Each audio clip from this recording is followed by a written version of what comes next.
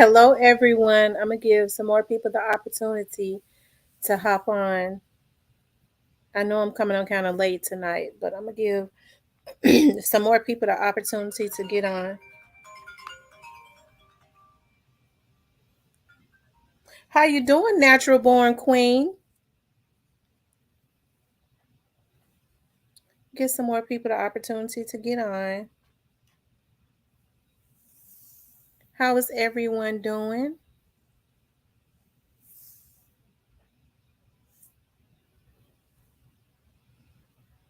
I know I'm coming on later than usual tonight.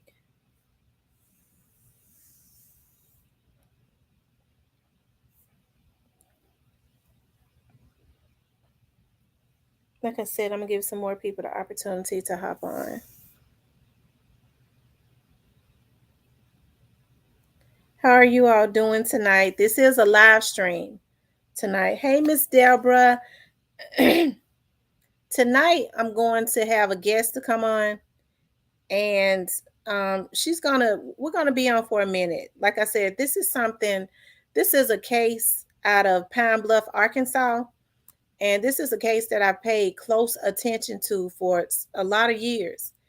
And I actually did a show on this young lady. She went missing in Pine Bluff, Arkansas, and her mother is going to be up here tonight. I almost waited. Hey, LaDonna, I almost waited.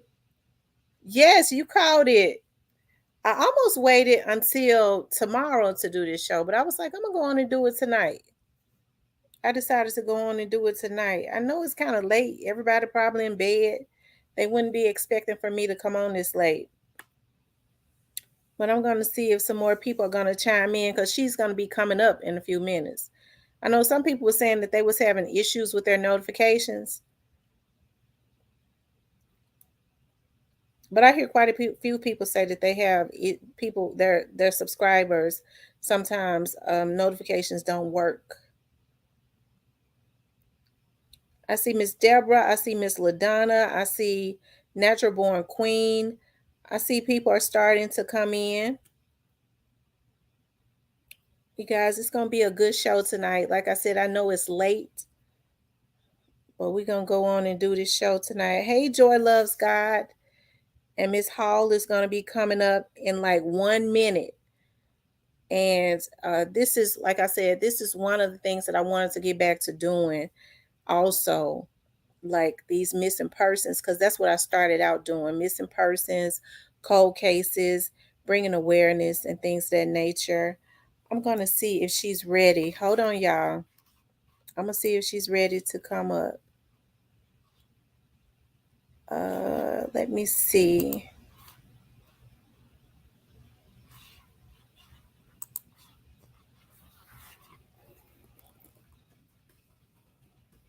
Hold on, y'all. Let me see if she's ready because I sent the link for her to click for her to come on up.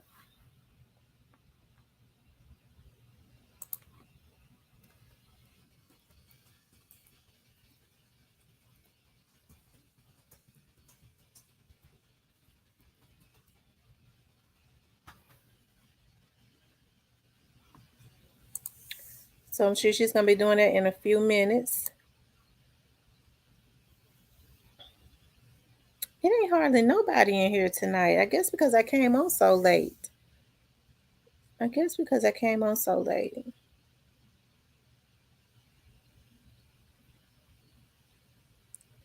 Y'all doing okay tonight?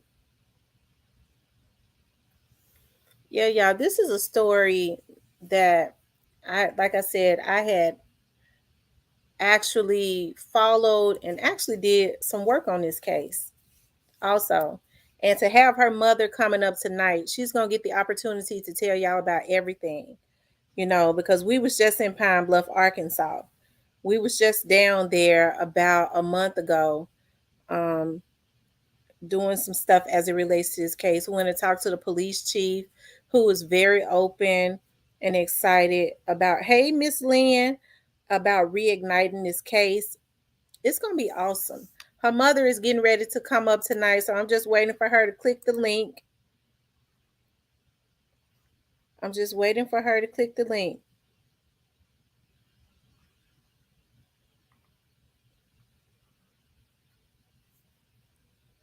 And I think she's going to be clicking it in just a few minutes.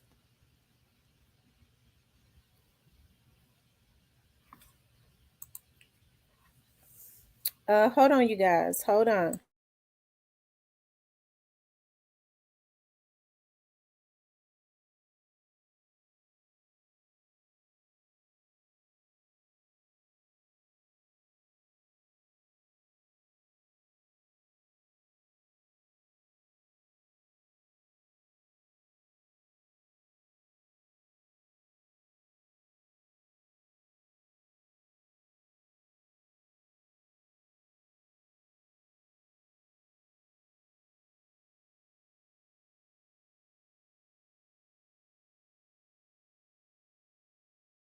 Okay, you guys, I'm back. We're gonna give her mother just a few more minutes to prepare to come up here. And like I said, this is like one of the things that I had wanted to start back doing anyways, because it's very important, especially when you have African American women. This is something that I've always had a passion for. When you have African American women going missing and they don't get the coverage, she is a prime example. Clea has been missing now for about 27, 28 years, and you get the opportunity to hear her mother talk about tonight just how she was treated, just how the doctor treated her.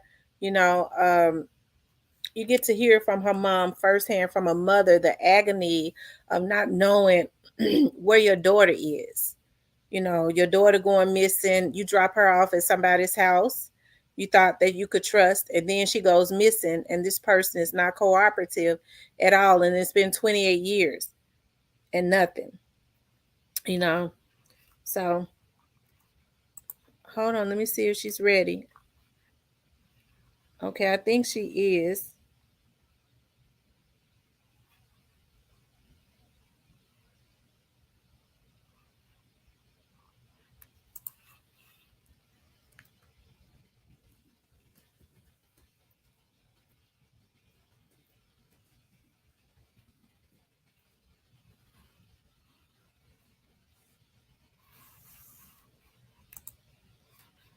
Okay, she's getting ready to come up.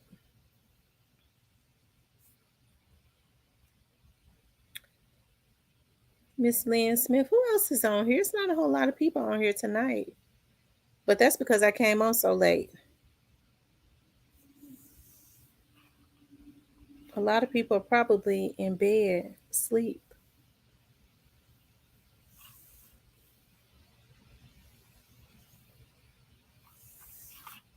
Hold on and make sure she's not having issues.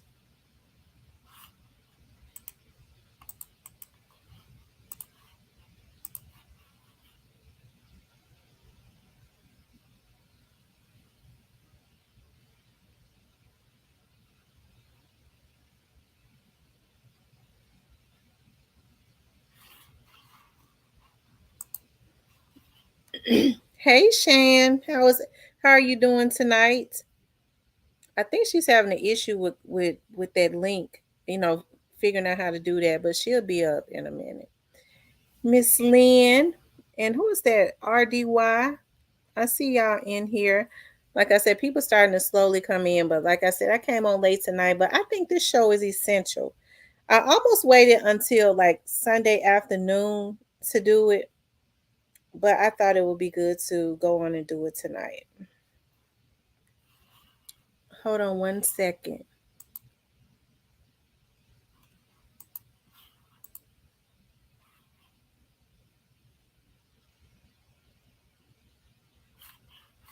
Yeah, hold on one second.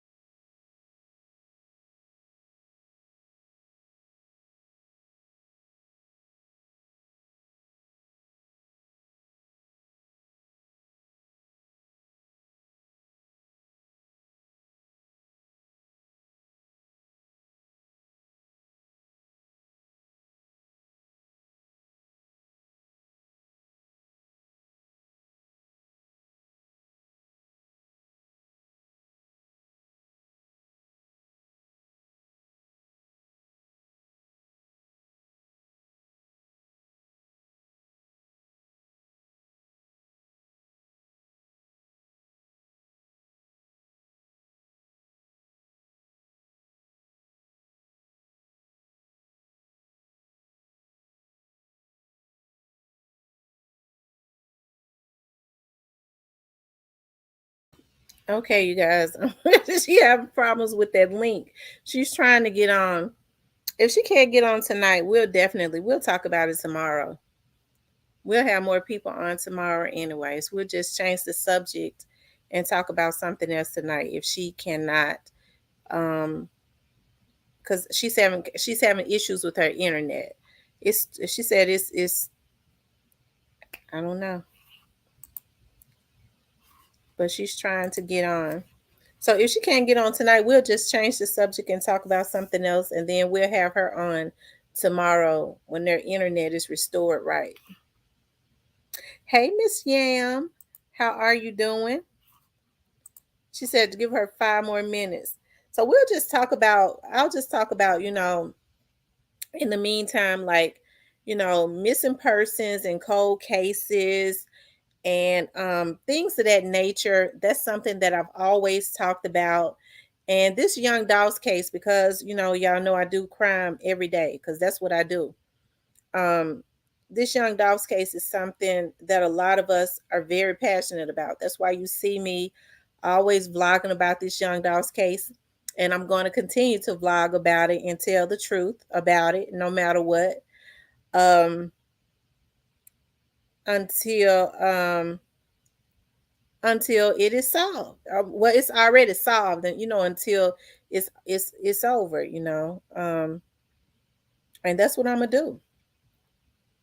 That's exactly what I'm gonna do. I know y'all want to hear the truth, right? Because I have so many people to reach out to me, like via internet and I mean via email and stuff. People are so passionate. I get so many emails of when they hear information, especially misinformation, and people watching Young Dog's case so closely. It does something to people when they hear something, especially when everybody is hoping and praying for justice as it relates to Young Dolph, and not just Young Dolph, but anybody that could be connected to that situation. And as hard as people work to put the truth out, it ain't but a, it ain't a whole lot of people that do. Um, but those that do, there are people working harder to try and keep the truth from coming out right. You know, but I'm a fighter. I always have been. When I identify the problem, it just, Oh, here she is, y'all. How you doing, Miss Hall? Hi, how are you? I'm great. I'm great. I had just told him, I was like, if she can't get on tonight, we just gonna have her on tomorrow. Girl, I tell you, if the computer is going to act up, it's going to act up when I need to do something important. Okay. Well, I want to introduce you. This is Miss Laurel Hall.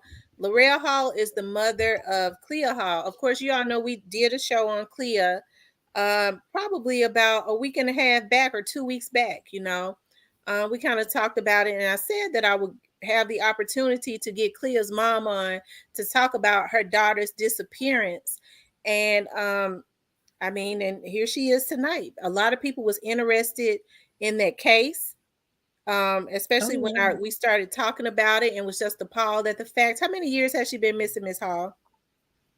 Um, it was 28 years, May 9th.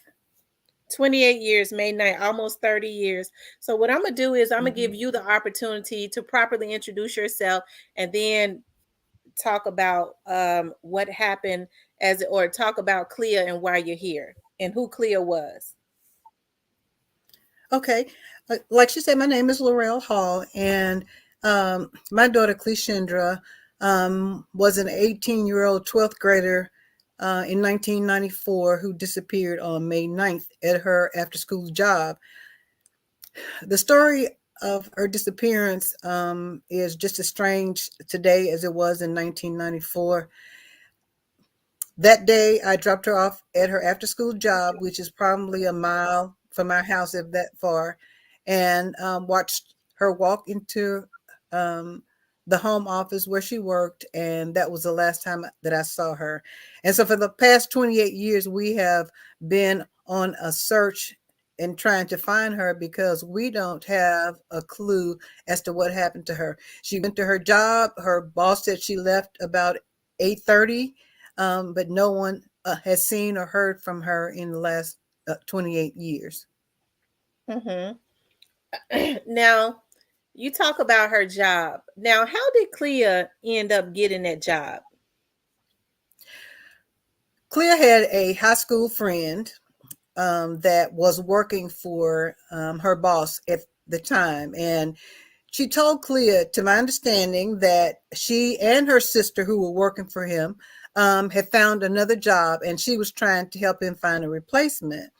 And it was just a part-time job. So Clea asked us if she could work for him. And we were thinking that since we knew her friend and actually knew her mother, that it would be okay. And my husband said he had asked around and nobody had anything negative to say at that time regarding her boss. So we agreed to let her work because it was just a few hours after school, sometime on weekends. Mm-hmm. Okay.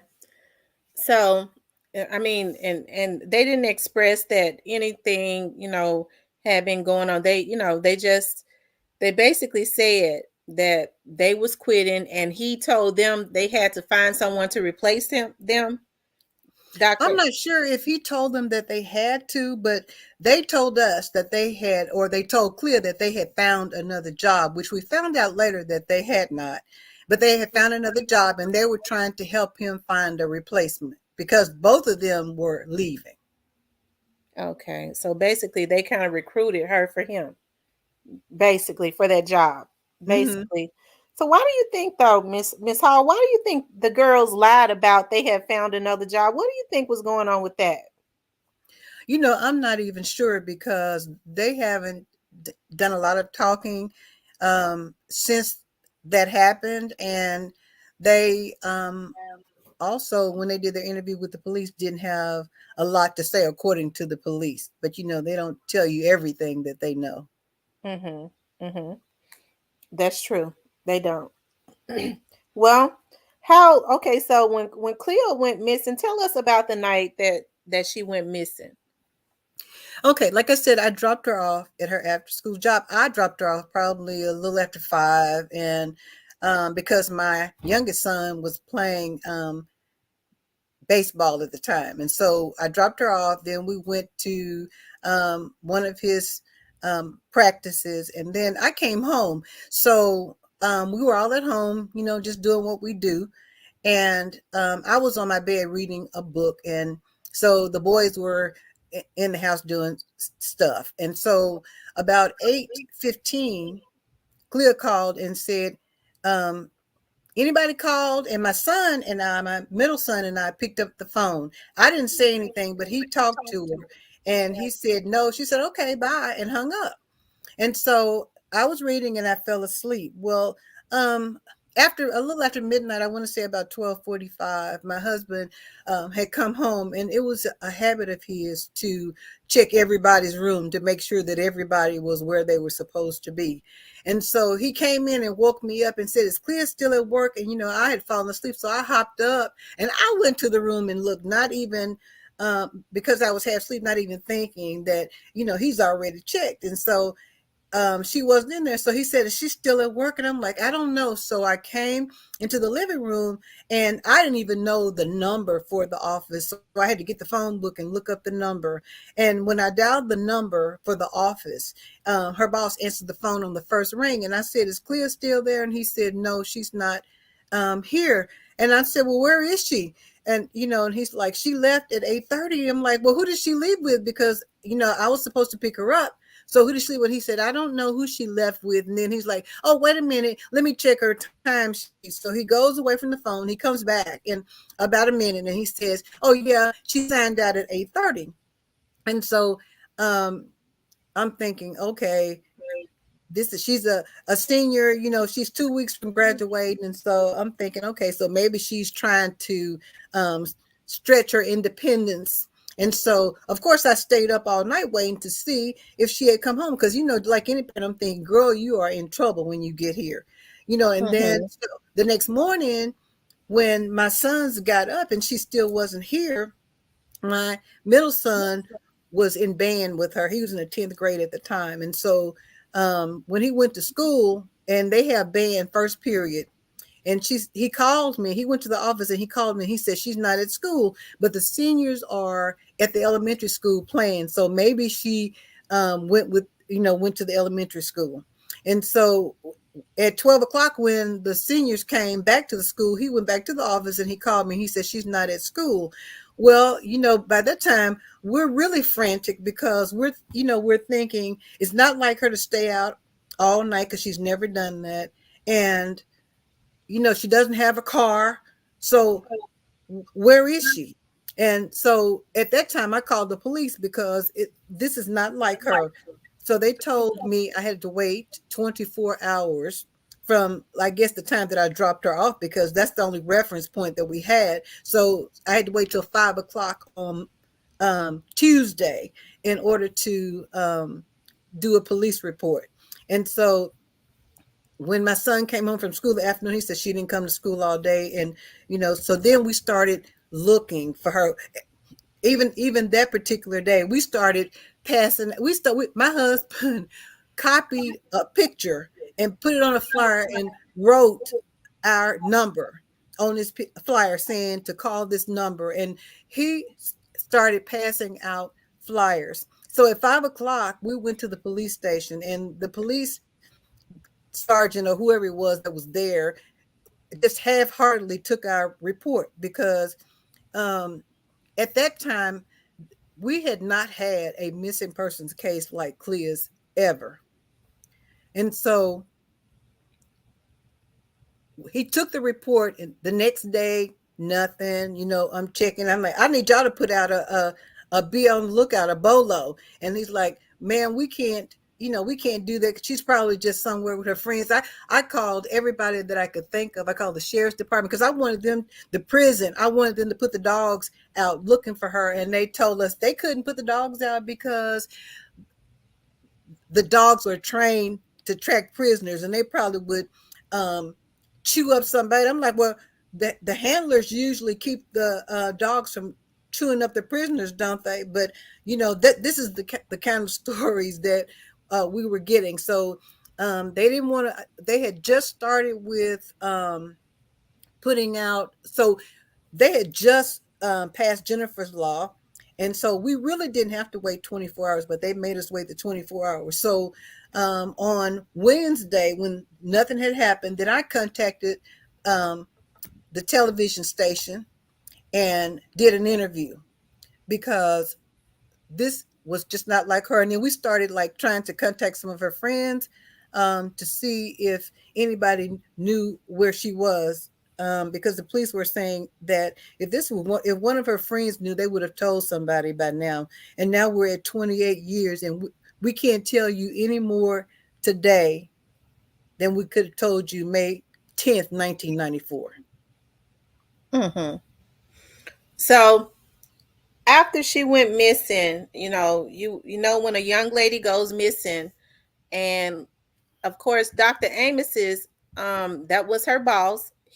The job was in his house, right? It was the home office was in his basement or something.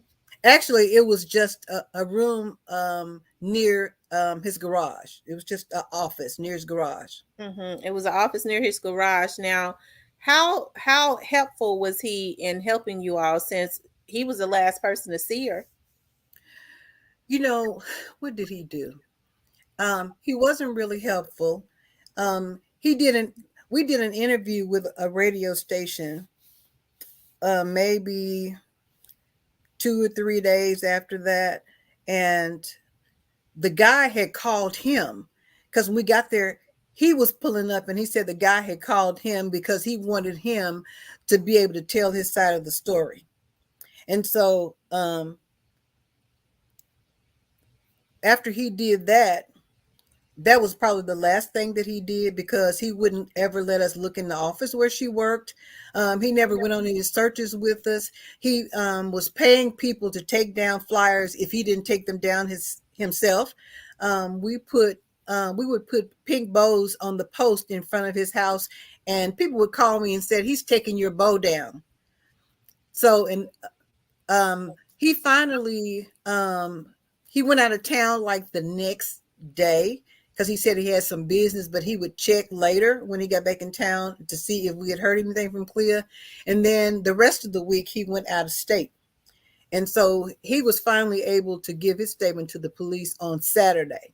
So I dropped Clea off at his house on Monday, and he didn't have to give his statement until Saturday.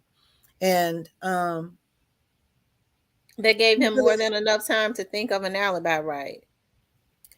um yes, Hmm. I've said that he hasn't done enough. Even if he was innocent, he hasn't done enough to clear himself as a suspect. If somebody came up missing from my house, I probably would be looking for their child more than they would, because I don't think I could rest knowing that um, somebody was in my care as of such, and they came up missing. And he did an interview with one newspaper, and said he didn't have any more responsibility to clear than he would any worker that he had, which that seemed that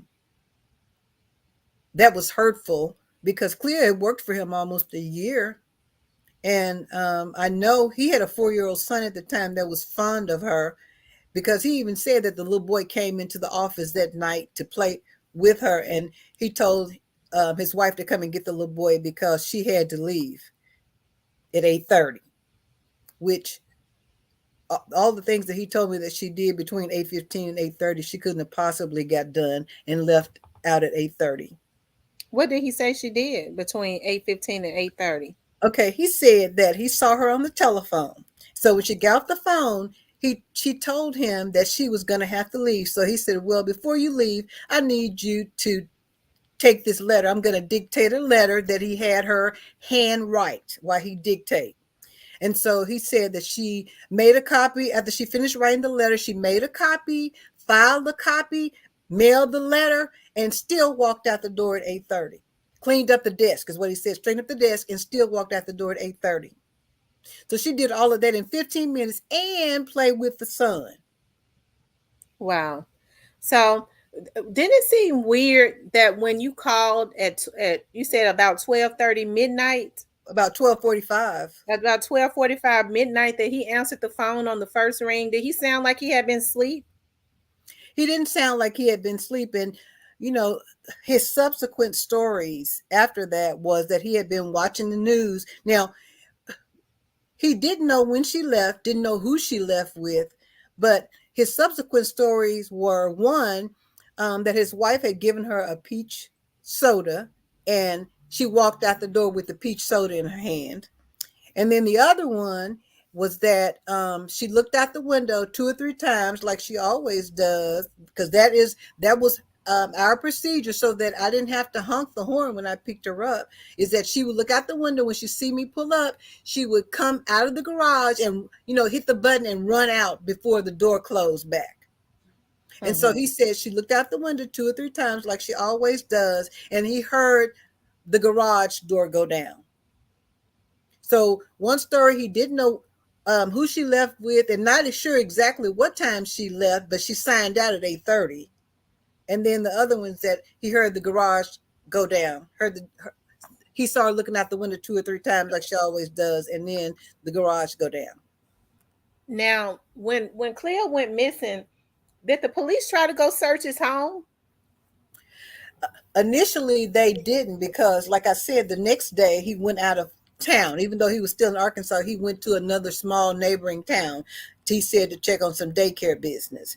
And so then the next, because they didn't take us seriously, I believe it was on Wednesday or Thursday that they went to the school, and they told me that if she had been the kind of student that was in trouble at school or caused problems, they wouldn't have done anything, is what the police told me. But because that was not her character, she was an honor student, then they figured something was wrong.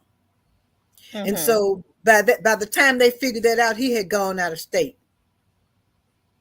And that's why they didn't get his. And we find that extremely weird that a teenage girl that worked for you, that was at your home, went missing, and you go out of state the very next day. Now, did he do something peculiar when he came back into state, like with his something strange with his driveway? Well, actually, when after we reported Clea missing, that Wednesday, some of my church members came and decided they wanted to search the woods in front of his house. And so they went down to the woods. Well, when Clea disappeared, he had this red car. And when Clea disappeared, he started parking that car in the garage. Before, he would park it on the outside of the garage and let his wife park her car inside the garage. But he started parking that car inside. And in addition to that, he had some Rottweilers that were in the backyard, and he moved those Rottweilers to the front so that nobody would come on his property. Mm-hmm. And did he lay some new concrete or something? Driveway? Well, according to people, I don't know if it was driveway, concrete, but they did a search of his property in 2012, and he made the statement to the police that they should have done that 18 years ago because he had had 9 different renovation projects done. Wow, that's weird. It is, and he moved out of the house to do some of those projects. Actually, probably about 2 years after she disappeared, he moved out of the house and moved to the house that was actually the office, because he had closed the office that he had and moved the office into his home while he was doing some renovation work on the office. Well, he then moved out of the house and moved to the office to live. He lived there, and he moved back in 2012, which was strange because most people, when you do renovation to your house, what do? You just move to another room until let them work on that room Mm-hmm. until they finish. You don't typically move out of the house. Mm-hmm. Is it true, or have you heard the rumors that when he's had people come into his house, they can't bring their phones and they can't take pictures of his home, of the inside of his home, even to this day?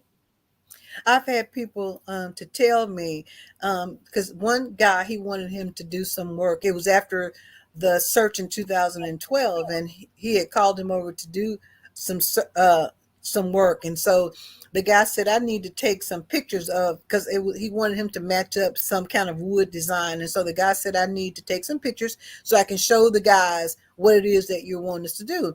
And so the guy took the pictures and he said, let me see the camera. And so he had to look at the pictures to see if he would let the guy take the pictures and do the woodwork. Mm-hmm. Now let's go back to, now Clea went missing in 1993 or 4. 1994, May 9th. Okay, she went missing May 9th, 1994. Mm-hmm. It took them until 2012 to do a search, something they should have did in 1994 when she went missing from his home. But why did they decide to do a search in 2012 after all of these years? I'm talking about go and search his property after all those years. What happened with that? I'm not sure. Oh, let me go back. Okay, so while he was out of town, the detectives did go over to talk to the wife, and they wanted to see the office where Clea worked. And so she let them go into the office. All they did was went into the office and hit the redial on the telephone, and the person that answered the phone said their name was Smith. Now, this was his office phone, and so I asked the police, so you're telling me that from Monday until Friday, that's when they went over on Friday before he got back to town. So from Monday to Friday, his office phone wasn't used? And the last number, y'all were looking for the last number that Clea might have talked to somebody on? And it turned out that whoever the Smith person was somebody that Larry Amos knew. But he Right. didn't recognize the number because when he went to the police station on Saturday when he got back to town, he came by our house because he had started driving by our house.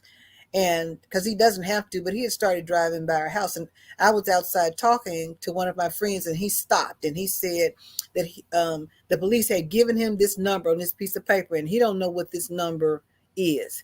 And I might want to call it because that might have been the last person Clea talked to. And it took a few years before the police finally told me that was his babysitter that had taken care of his little boy since he was a baby, Wow.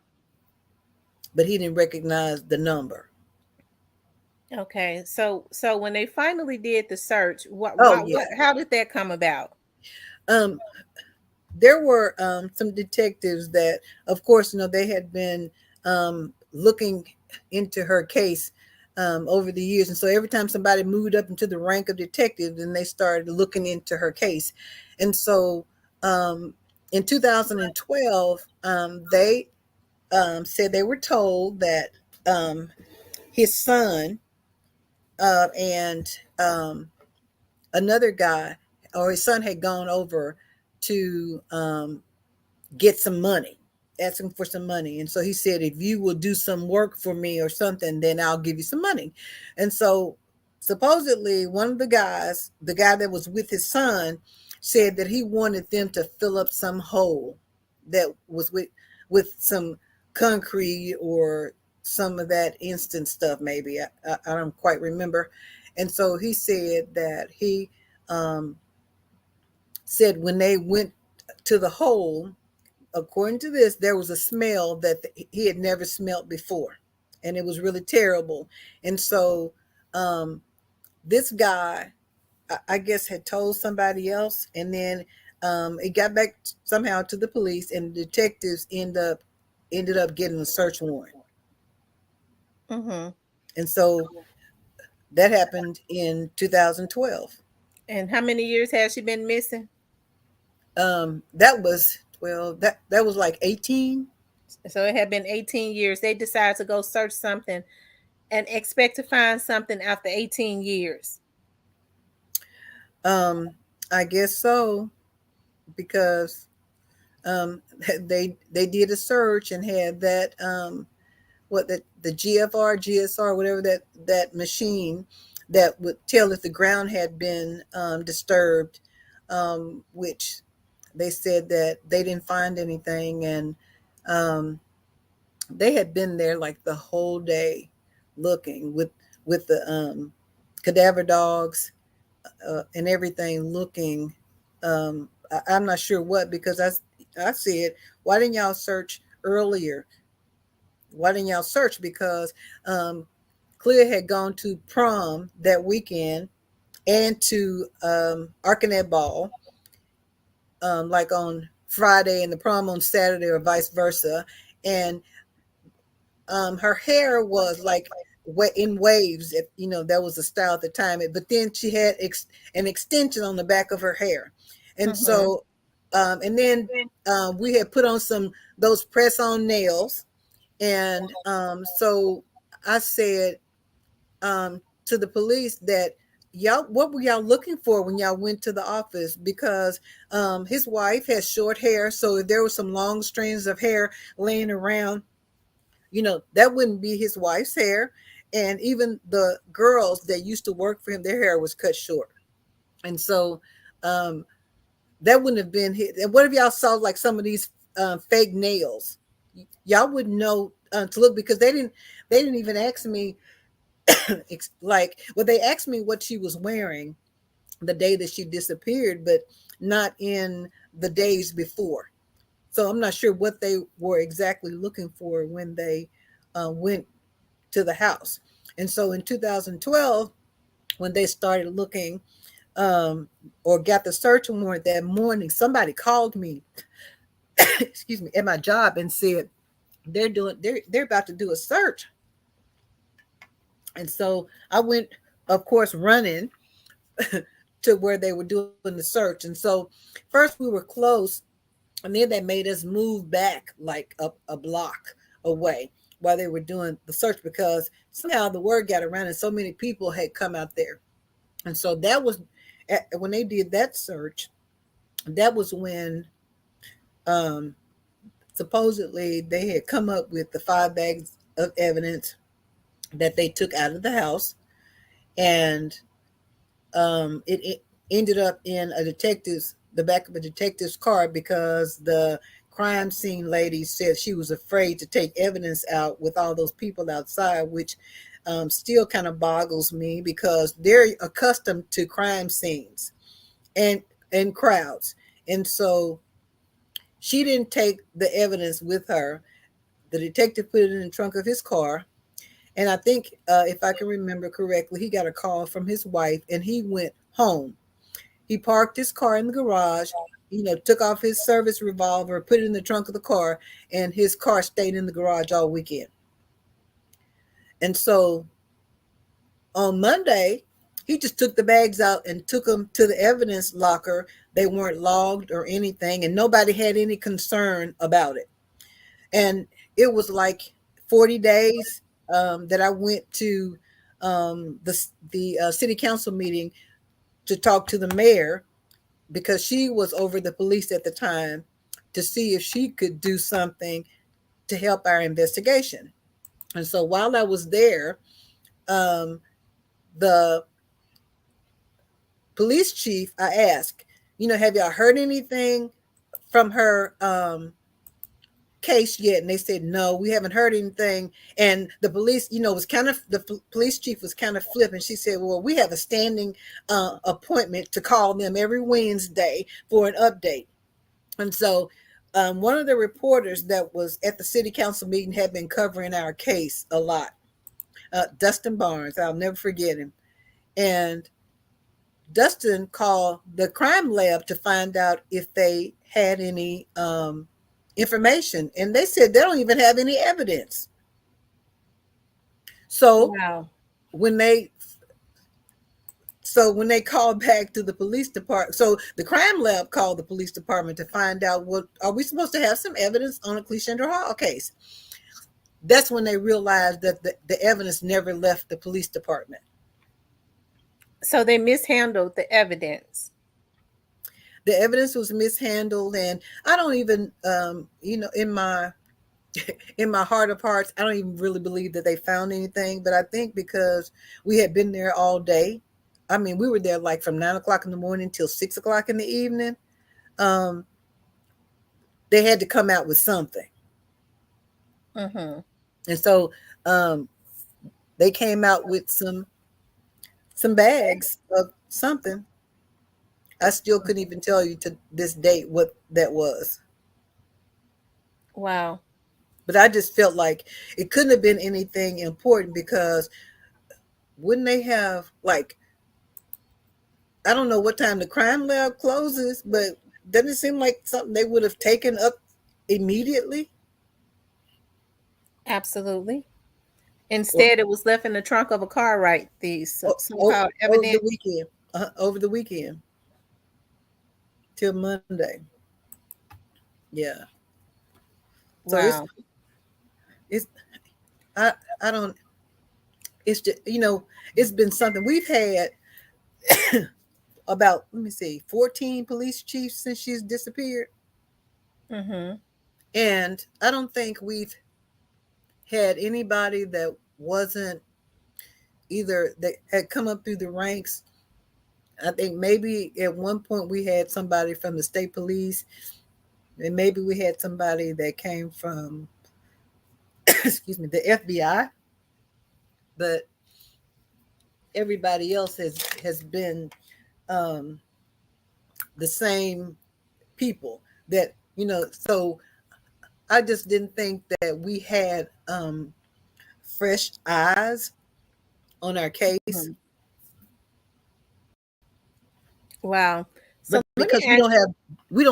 we don't have DA, or we don't really have oh, what are those, the group, what do The they call those? prosecutors. Well, we had a prosecutor, but what are those people? They get together a committee and they decide if something is a case. I know what your grand jury. Yes, we don't have that. And so all we had to depend on was our local police. I Mm-hmm. did try to get a um change of authority to the state police, and I met with the police and the state police, and the guy told me that he felt like our local police had done everything that they could. But again, they didn't have a clue on how to investigate this type of case. And like, so from May to January, there probably was 75 missing persons reports, but she was only one accounted for, not accounted for. Wow. So let me ask you this. So after Cleo went missing, that's when you started to hear like different whispers about Dr. Amos. Now, his wife was there that day. Was she ever helpful? Did she ever speak to you about anything? You know, no, she doesn't do a lot other than what he says. And even like the day that the search happened, like I said my church members came over like on that Wednesday to do a search. One of my church members was standing on the corner from his house because she was afraid to go into the woods. And his wife had, now it's 5 after 5 in the evening, so she had come out 2 or 3 times and went to the mailbox looking for mail. And then she finally went over and asked the lady, "Are you Miss Hall?" Now this lady looks nothing like me. And it turned out that this lady made her wedding dress when she married Larry Amos. But for some reason, um, she was confused. Mm-hmm. And so, no, she hasn't gone on any searches. Um, the only time that we've had a conversation with her, he put out a statement, was supposedly his official statement and her official statement, which they sounded the same. And so they were passing these statements out to ministers and stuff like that, with him trying to talk about the fact that we were mean and strict, and he didn't have anything to do with her disappearance. But it was basically talking about us, and then even some things about Clea. And so he sent her like to my door to bring me a copy. And she said, "Oh, I wanted to bring you a copy of our statements." And that was the only conversation that I have ever had with her, other than the day that I dropped Clea off and she called me and said, "I'm at home, you can bring Clea by." Now, that's strange within itself because you would think that the police would have definitely questioned her since she was the one that called Clea and asked her to come in to work early, right? Like I said, they briefly, actually, I had picked Clea up from school that day, like at 2:30, because she was a senior. If you had a job, you could get off early. And so because she had planned on um, going to do an internship in Boston for the summer, she was trying to make extra money. So she had talked to Dr. Amos about coming and working some more hours. And so when I picked her up from school, I took her to the job, but nobody was there. So Clea came home, laid down on the couch to take a nap. And his wife called me just a little bit before 5 and said, "I'm at home, so Clea can come over." And so she got up off the couch, wiped the sleep out of her eyes, and got in the van. And I watched her walk in, and that was the last time that I saw her. Hmm. So I want to go back to the young ladies because we was at your house maybe a month or so ago, and we had the opportunity to. One of the young ladies was very. She did, she was. I can't. Was it Esther that I spoke with? It Um, was, or was it well, Erica? Well, you I spoke talked with to both of them. you talked to Erica. I think you got Esther on the phone, and Esther hung up. Right, and blocked me. Um, Hmm. Erica, why do you think that Esther and Erica's story has changed? And they're the ones that recruited her. They were her high school friends. Why do Hmm. you think their stories have changed and been conflicting?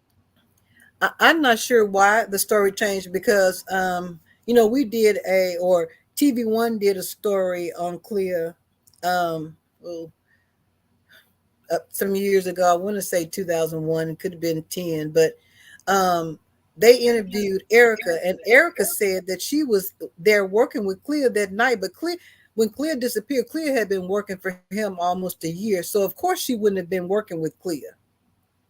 So I'm not sure why she's told that story, and she's told somebody else that even like in the last few years, that she had been working with Clea tonight, and they offered Clea a ride, and Clea said, "No, I'm going to walk home," which she didn't hardly walk.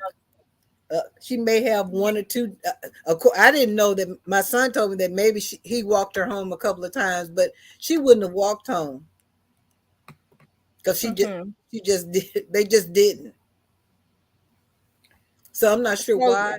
did they They, have some type of connection personally to Dr. Amos, those two her two high school friends that recruited her you know, to work for him? yeah, I didn't find out until, oh my, uh, maybe 10 or 15 years later that they were his church members, and that's how they ended up with the job. But not only that, his mom, her mom had a kind of a home daycare situation where she kept kids, and he provided food for her So home. he helped her to get grants some kind of way. He helped. Actually, the program that he had was a grant program that he provided food for people with daycares. And so what Clea did, like whenever, I guess in every month when they turned in their list of students, I'm not sure how much they were allotted per child, but when they turned in the list, then they would get a check for the next month if they turned in their list. Now, the one thing that he did that I know about, because she talked about it, was that if they turned their list in late, they didn't get their money. And not even her, I got a call from some people who had daycares after that, where people were starting to call me and start talking about the kind of person that he was, um, and would say that they didn't always get their money. Wow.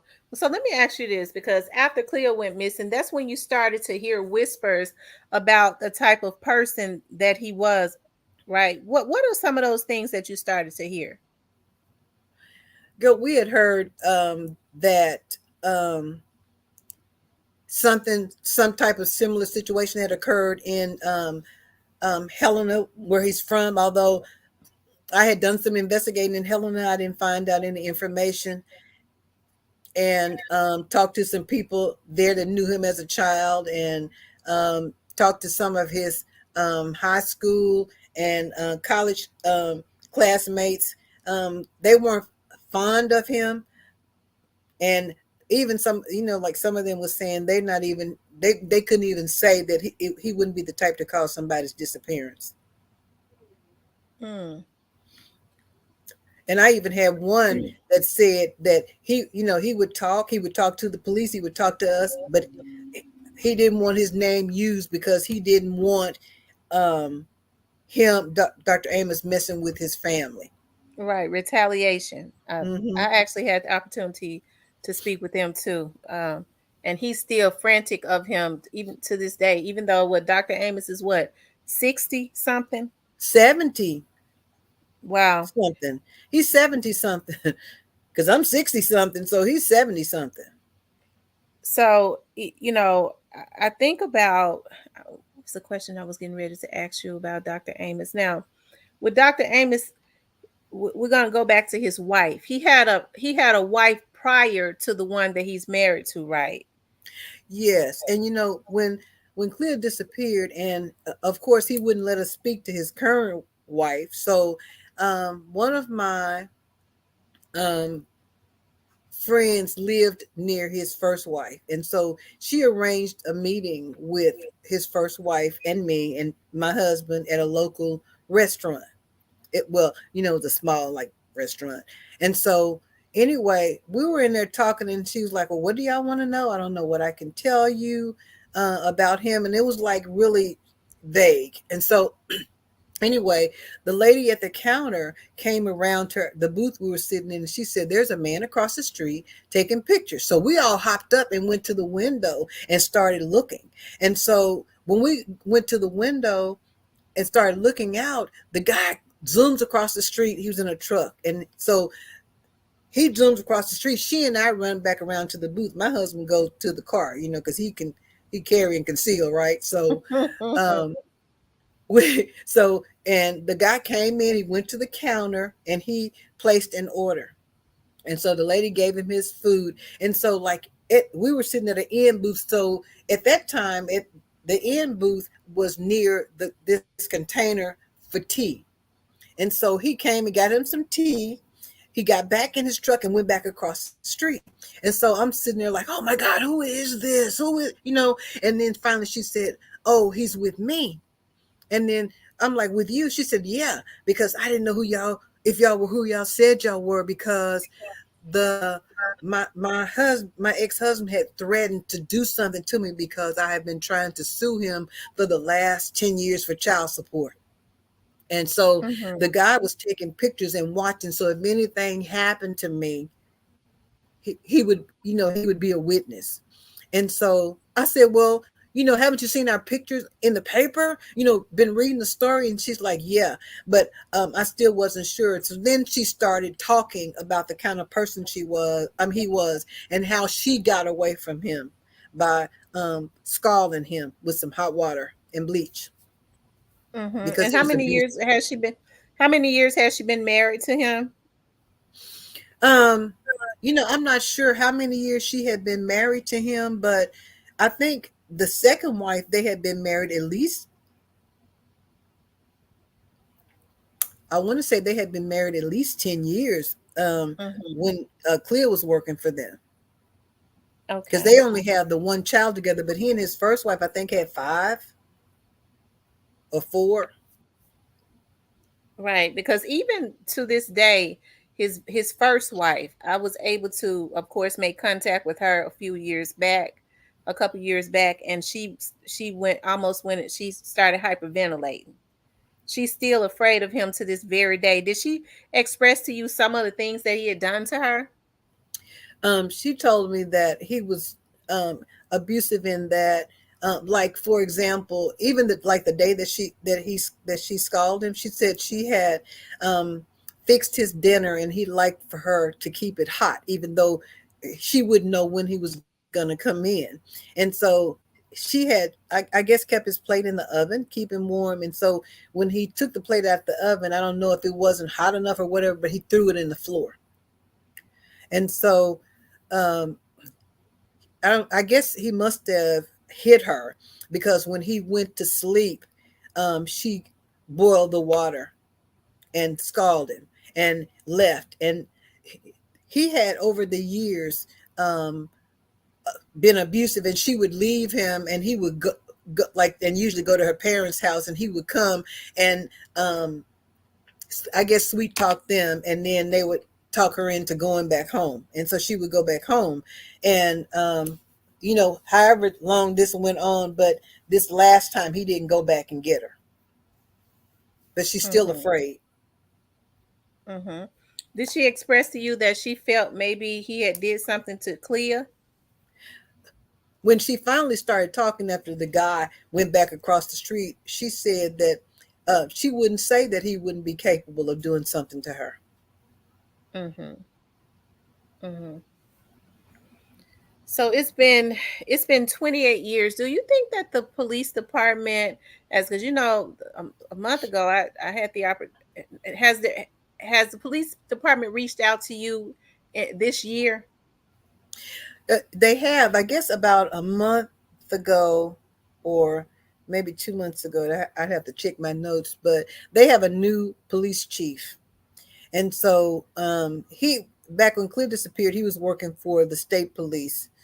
Although he wasn't the one that I talked to um, back then, as far as trying to get a change of authority, but he was working for the state police. And I will say that when he was working for the state police, he had come over.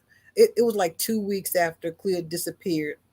And so we were talking, you know, I'm explaining my story again. And so he said, did they check her locker at school? I'm like, they didn't tell me anything about her locker. And so when I called the school that morning, they said that they were cleaning lockers that day, and they had called, the police had just picked up her stuff. Now, they had gone to the school to talk to the school about her, but they had not searched her locker. And, you know, we didn't even give the locker any thought about, you know, her things, because they had gotten, like, from us, her purse and her driver's license, and things like that. So we didn't even think about the school locker, and they didn't check, and so they got her stuff, which I guess they still got it, because I want to say maybe 5 years after that we received a letter saying that um, the the property was going to be destroyed if we didn't pick it up. And so I called the police, and they told me that we got that by mistake, because every so often they clean out these evidence lockers, and so whatever was in the locker, we didn't get it. Wow. So, do you find it strange, like that Dr. Amos owns all these different properties because he started to buy up the properties around that home, right? He has I think he's acquired several of those properties because he doesn't want anybody around his home. And so when a property comes up, he buys it. I don't know if it's necessarily because he wants to be a tycoon, because he really fancies himself to be somebody of importance.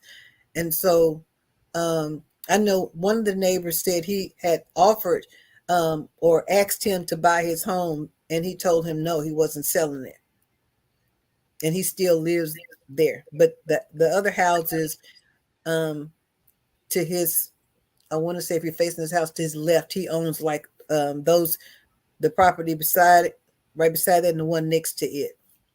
Mm-hmm. Now, years prior, was there a rumor of that he was caught, that we'll say allegedly peeking into a window or something? One of the ladies, actually, the house that's across, there's a house next to him, which is his rental property.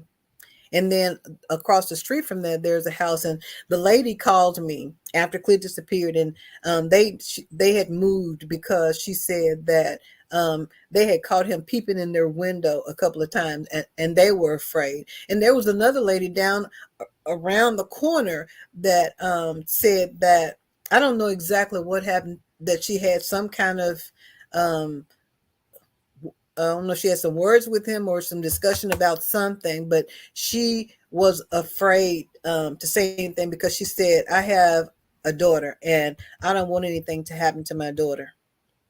So I'm not exactly sure what happened with them. Wow.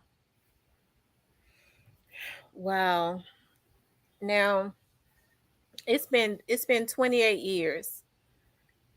Do you feel like the police department has exhausted all of their means, in your opinion?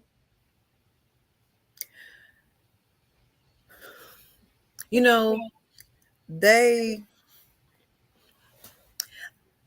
I don't know if they've exhausted all of their means, but it's kind of like now they're,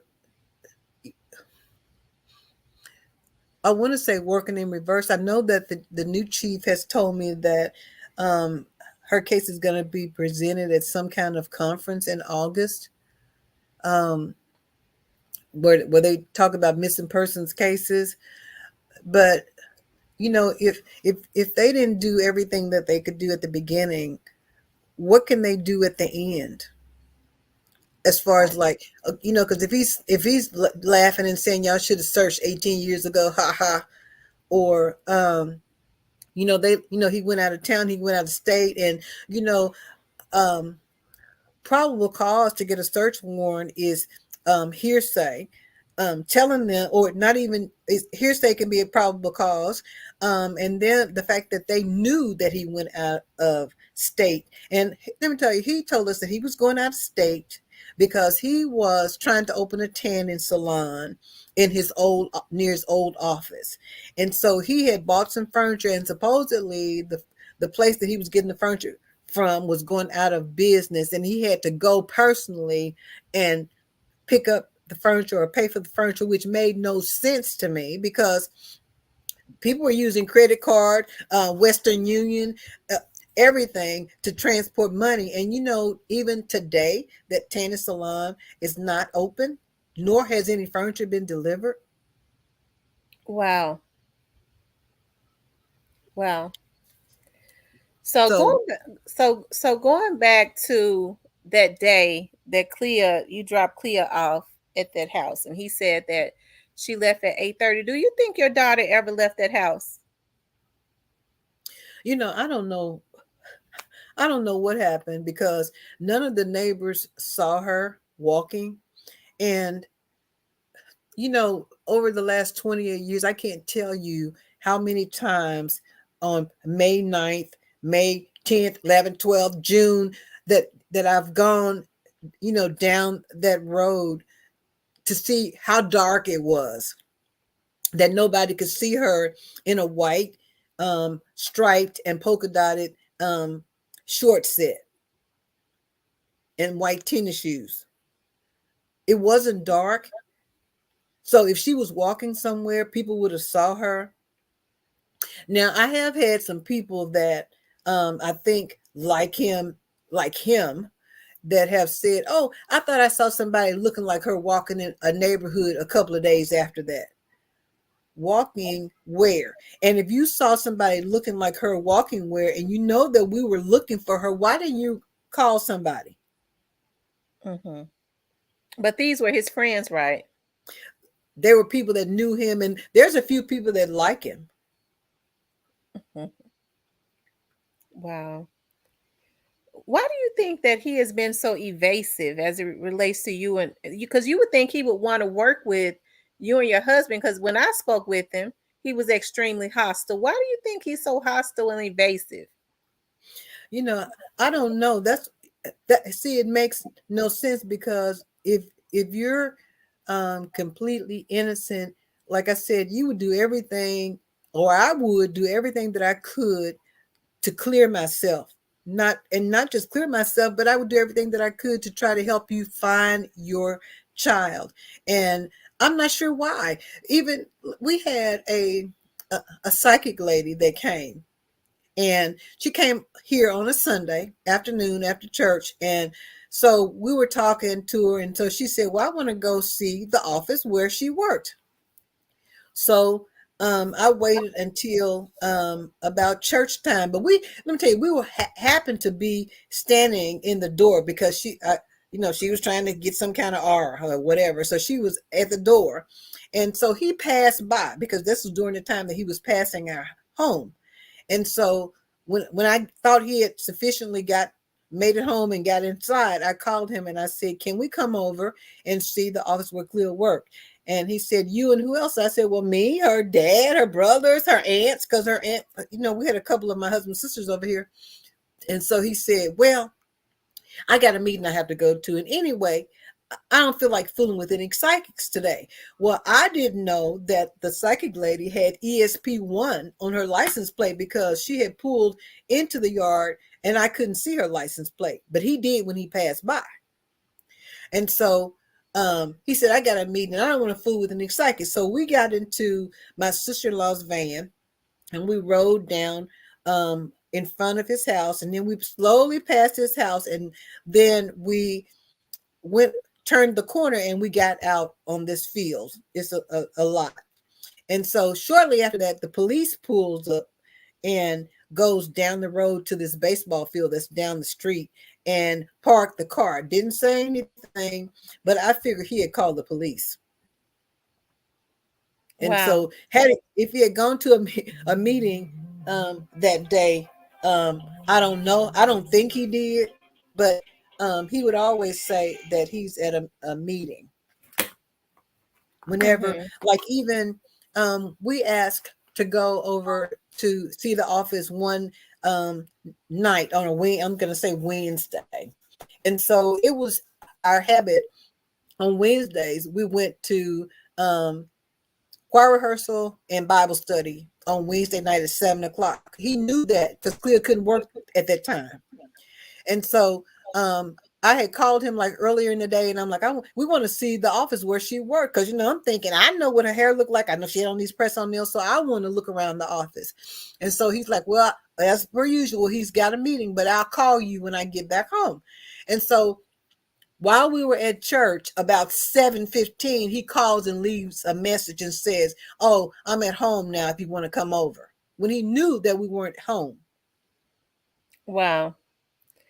And so he's just done things like that. And um in June, of 1994, one of the detectives had gone over to talk to this lady that was a renter, had been a long time renter of his, and she's the whole character in herself. And while he was trying to talk to her outside, Dr. Amos came out, and so he said to the lady, "Let's go inside because I can't talk in front of this outlaw," and kind of laughed. So when the guy left, he goes over to the lady's house and said, "What did he say?" And she said, "Oh, he said he couldn't talk in front of this crook." He filed a complaint against the Civil Service Commission, and then we were told that tied up our case. Anybody else, like on television, circumstantial evidence would at least get you a 48-hour hold, but they can't They do became anything. afraid of him. They became afraid of him and the Well, lawsuit, right? yes, because now we did find out from his first wife that he is the type to sue. And even when we were doing like searches and they tried to get him to come and do a polygraph, first he would say he would have a meeting, and then when they'd set him up an appointment, he'd not go, and then they set up another appointment, and then when they did the last one, he said if they needed to talk to him, they needed to talk to his attorney. Wow. And so that was just it. So we've basically been done as far as him, and they can't do anything circumstantial with him. They have to have concrete evidence. Because he lawyered up? That and he's the type that and the fact that he filed a complaint against the captain of the detectives, and the captain ended up with a reprimand in his file, and so that tied their hands. Wow. So let me ask you this, Miss Hall. Do you think that your daughter will ever walk through your door again? It's been 28 years. I believe that with God all things are possible, and until I can see something that's going to make me believe otherwise, yes, I still believe. And when those girls were found in Cleveland, you know, way back when, and they had been like missing for 10 years or not far from where they lived, I was thinking, that's possible. And all the kinds of things start to go through your mind. And I was thinking, he's moved in that house, he's moved out of that house, he's moved back into the house, and she could have been transported back and forth, she could have been transported out of state if he was guilty. And so it's still possible that she could walk through our door. And I've imagined her walking. I don't know. I've imagined her walking through our church door, like we're at church on Sunday, and she walks through the door like in one of those movies. Mm-hmm. And be found and be well. Mm-hmm. And Do you think that if she was found, do you think she would be well mentally? Because she would never want to stay away for 28 years, mentally stable. I don't know, and I know of some cases where people have been missing. They were mentally stable, but had some emotional issues that they had to go through therapy for a while. And as long as she, was able to recognize who we were, I think we could deal with anything. Well, let me ask you this question. Do you believe that Dr. Amos did something to her? At this point, with all the things that he's done, I can't say that I believe that he didn't. Mm-hmm. It's possible that he didn't, but because he hasn't done enough again to eliminate himself as a suspect, because he's taken down our flyers and our ribbons, he hasn't done any searches, gone on any searches with us. I can't say that I don't believe, and even like we're talking to his first wife, I can't say that I don't believe he didn't know what happened to her, because again, most of her friends didn't have cars. back then, we didn't even have cell phones like we have now. They might have had those big cell phones, but we didn't even have waiting caller ID or anything like that in our area. And so, if it had been one of her friends, with the exception of maybe Erica, um, I think they would have told somebody by now. Hmm. Do you think that? Do you think because what do you think that Erica and Esther's relationship? Those are her two friends from school that recruited her to that job. Well, Do you think that it's loyalty because of family, or do you think that there was some inappropriateness going on with those two and him? Because they still seem to be, it's something still there. I I don't know if it was loyalty because, like I said, he was providing food for her mom's daycare. I don't think he has that program anymore.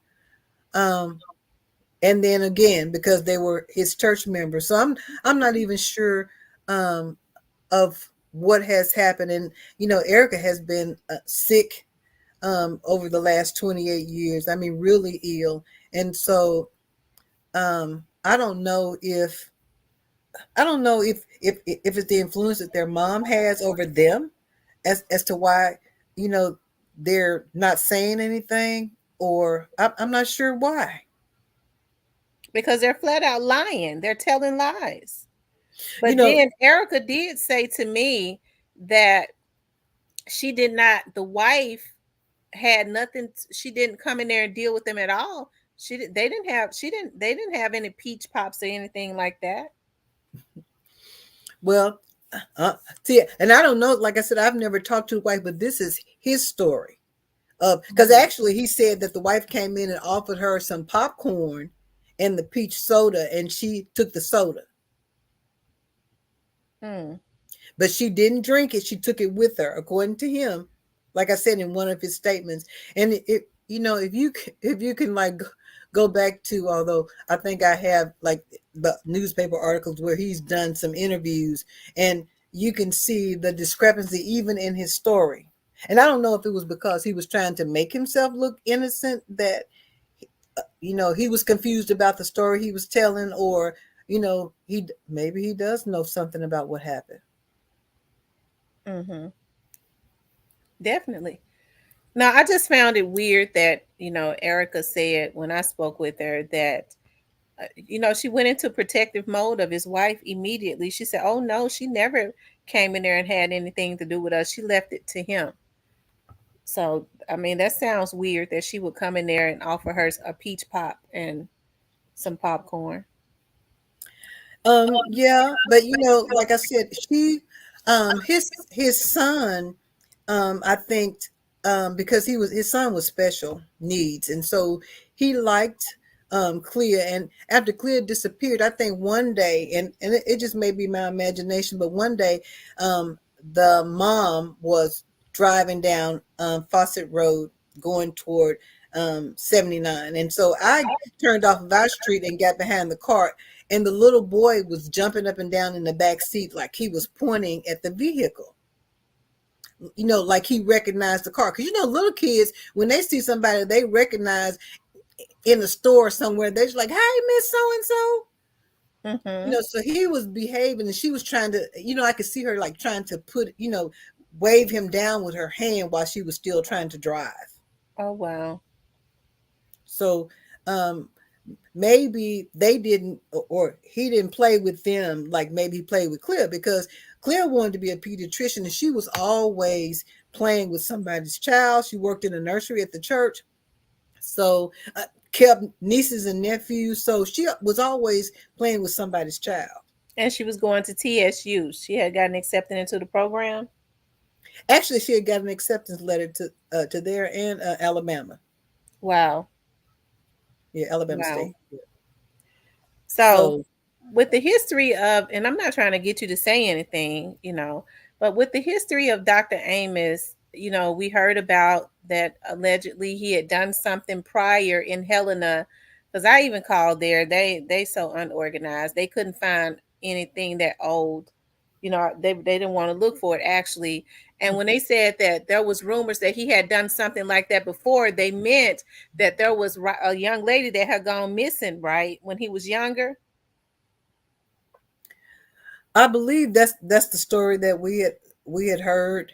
Mm-hmm. But they didn't. But nobody could find any records of it, which is strange. But it's really not strange because um, back then, as even when Clea disappeared, if you were over 14, the likelihood that somebody would search for you was nil. If you're 14 to 16, maybe, but if you're 16 or older, the likelihood is not.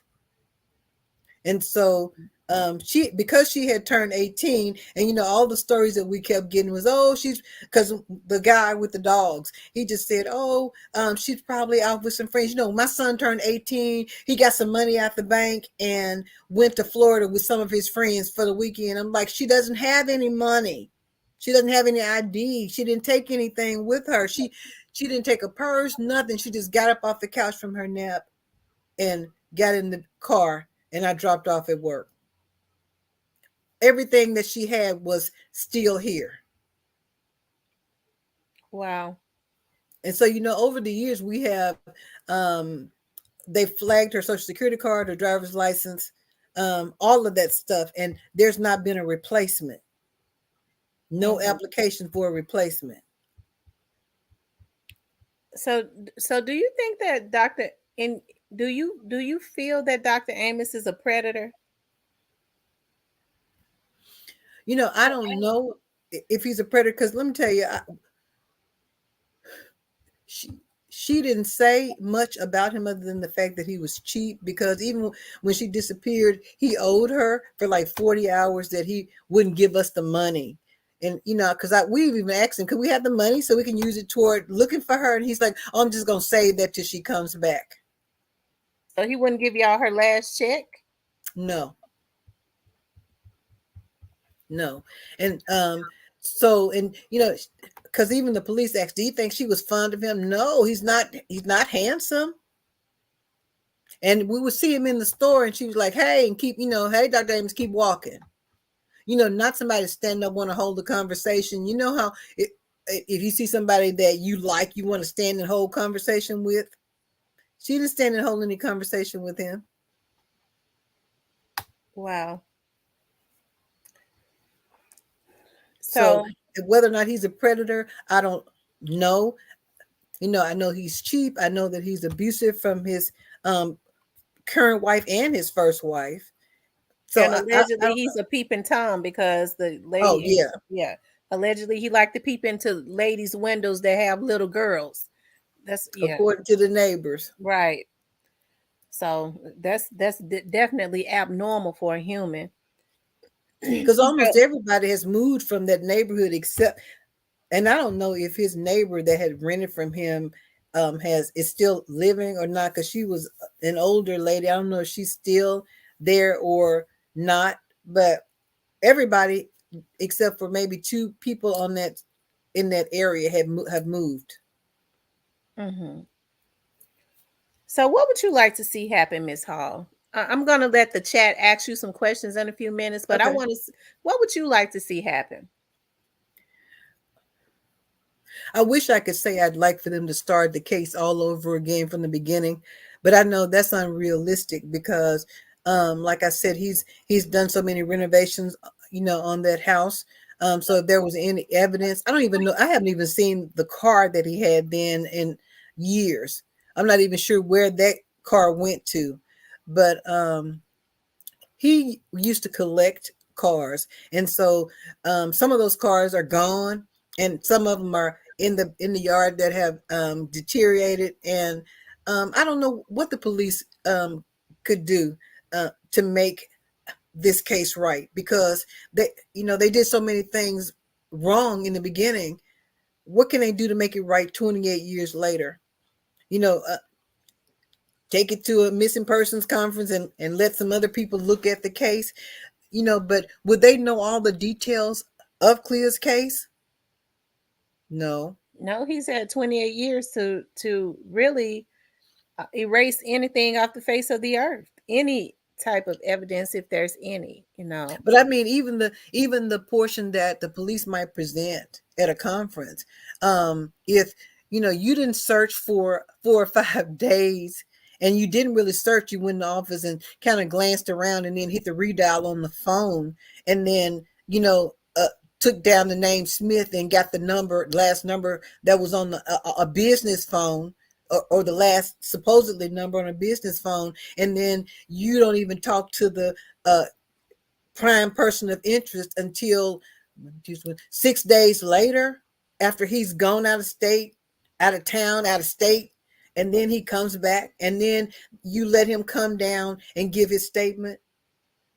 I don't know. I don't know what could be done uh, to even make this case correct. I don't even know. Mm-hmm. Okay. Well, I'm gonna give some of the people in the chat the opportunity. Now, I'm gonna drop the link, and when if you all want to come up and y'all have questions for her, or you want to ask her questions, let's keep it on the case and on this subject, right? Because I know a lot of times we kind of venture off into other subjects, but let's keep it about Clea. I'm dropping the link if anybody wants to come up and ask her mom a question, but let's just make sure we keep it strictly about Clea. Let's keep it about Clea and on topic. So I just dropped the link. Anybody that wants to come up and ask her a question, um, please come up because she's here. She's been here. She's been waiting for her child to come home for 28 years, and I know that's not easy. You know, not knowing what has happened. All she knows is that she dropped her off at her job. So I can't even imagine what she's going through, you know. So I well, if you got some encouraging words for her, but definitely let's keep it on the subject. Or if you want to, if you want to say something to Miss Hall, I just dropped the link. If anybody wants to come up, Akia says he thinks he's gotten away, but not with the creator. I know there, whoever it is, there's going to be an accountability, and I pray that I can see that on this side. But um, all of our steps are ordered by God, and so however this turns out, it'll be in God's timing. Mm-hmm. Mm-hmm. Let me see. Demon wanted to know, did they ever give him a lie detector test? Did he ever come and take one? No, when I think the second or third time they scheduled him, he said they needed to talk to his attorney. And then he tried to, I think they even tried to get him to let his wife take one. And I'm not sure what she could tell them, but um, he lawyered up for her as well. Wow, so he wouldn't even allow his wife to talk. Mm-mm. Or let me take that back. She did give a brief statement, but not without him sitting there. How Like, has it been for your husband? I know your husband is pretty reserved. He's quiet. But how has it been for him? over the years, I want to say I think it has taken a toll on my husband. He had a heart transplant in 2017, and I don't know if just the stress of this, the stress of this, and I mean physically a broken heart, caused stress, and he ended up having a heart transplant. He's still pretty quiet. He doesn't like to be interviewed because he doesn't say it as much as he used to, but he would always say he doesn't want to be on camera because he might have to kill somebody, Mm-hmm. and he doesn't want to be on camera. But he's sort of mellowed out a little bit in the last 28 years, but I still think that he could. Mm-hmm. Wow. Do you think it has affected your sons? Do they remember her? Oh, of course, they remember her. We, every year we release balloons in May. We release balloons in March on her birthday. We also release balloons on Labor Day because one of our high school um, classmates' family kind of adopted our family. And so when they had their family reunion on Labor Day weekend, we released balloons. And so they remember her because we talk about it. My middle son was really initially really upset about it because he just said that the police aren't doing anything. They're not doing anything trying to find her, and we kept trying to convince him that they were because we didn't know anything about the police. We didn't have any run-ins with the police. I think I might have had a speeding ticket or so in my lifetime, and so we didn't have any dealings with the police. So we're thinking, we've been watching television, we've been watching these shows, so surely the police know what to do. And so um, we just kind of let them do what we thought was their job. But then, as time went by, we realized, and when I would say, y'all didn't do so and so, and they would say, Miss Hall, that only happens on television. That doesn't happen in real life. Well, where do they get these stories from on television? Wow. Goddess Peach wants to know what were some of the lies that her friends told that you can remember. Oh, like Erica said it on that TV1 interview, that she and her sister were working with Clea that night, and that she offered to give her a ride home, and she told her no, she would walk, which again made no sense because first of all, if you were replacing Clea, why would you and your sister still be working for him a year later? But they were not working for him. Actually, there was another lady that was older, like maybe I want to say in her 30s, she might have been 40, that was working part-time for him as well, because Clea only worked a certain number of hours. And so there was another lady that was working for him, and so there was no way, and he was cheap, so there was no way that he would pay three people to work at one time.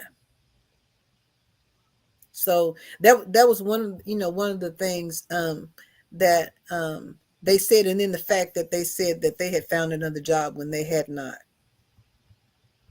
They just Wow. quit. Wow. It almost seems to me that they were asked to go and recruit a a girl. I don't know because I'm still trying to figure out. Okay, there were two of them, and like I said, there was an older lady that was working. Um, I think maybe sometimes on Saturday she would work with Clea, but most of the time she worked opposite of Clea. When Clea couldn't work, then this lady worked. So I'm not sure how they. Did she cooperate? The older lady? I don't know if they ever got her because they kept saying they had tried to call her and they couldn't get her. But excuse me, she was working for the prison as well. And so I'm like, what about a prosecutor subpoena? Can't y'all subpoena her to come in for questioning? So I don't know if they ever got her. They may have. I can't remember um, anything that they may have told me that she said that was of any benefit, or if they even talked to her. Wow. Um, Jane Doe says that him and those girls know what happened. It's I just was able to click the comments. Yeah, I guess I don't know because the fact that their statement to the police was limited because of course, because they were well, I think Erica was 18 and Esther might have been 16 or 17. So, of course, her parents or her mom, especially, would not let the police talk to them without her being present, which, that's the law. And so their conversations or their statements to the police really were, um, I want to say, vague. They didn't know anything. Um, and even at that time, they didn't, when they made their statement, they didn't say that, or Erica didn't say, we were still working for him. They told the story that they um, had gotten another job, and but they couldn't provide a place of employment. Demon says, was he paying them in cash or by check?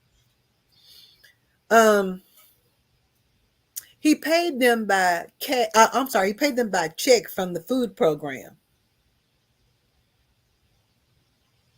Okay, that he was getting a grant for that. There has, Mhm. if I'm not mistaken, I have to go back and look at that. But there was some type of, he was mishandling money as it relates to that he was receiving from the government. I mean, that's on paper. He was because I knew because again, um, when something happened, then people want to start telling you stories, and so um, I had relayed to the police that I knew he had this yellow Mustang. Like I said, he liked to collect cars, and Mustangs were the cars that he liked to collect. And so he had used a check from the food program to pay for this yellow Mustang. And so I asked the police, um, how can he do that? And then what they told me was that he probably was going to pay it back, and he just borrowed it. And I'm thinking, oh, they really treated me like I was gullible. This the the stories that the police told me, Wow. if we had been in any other city but Pine Bluff, Arkansas, and Wow.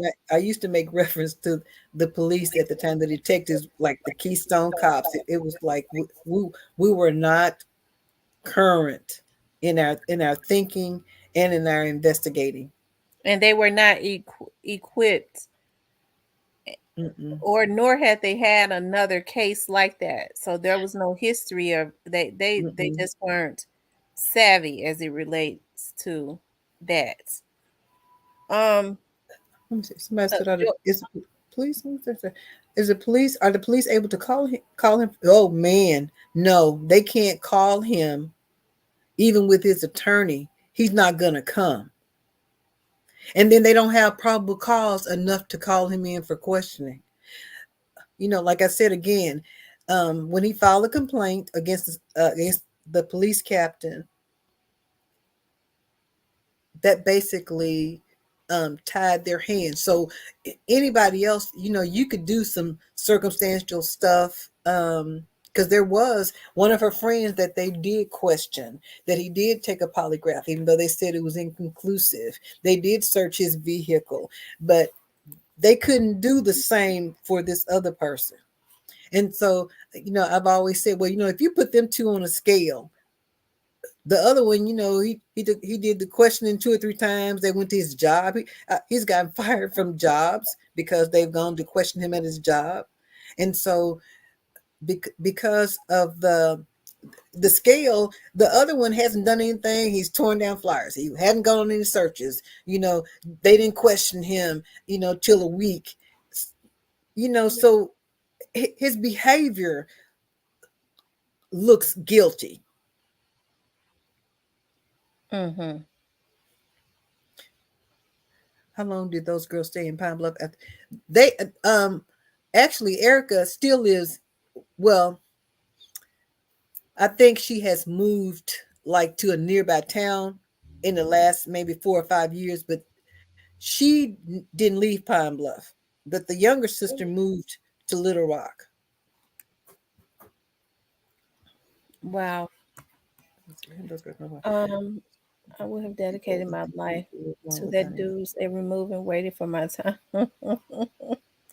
That's one says, I'm assuming that the other girls never said he got out. They never said anything about him. They just said they were quitting their job. I would have dedicated my life to that dude's every move. you know, Here fix hero fix. Um,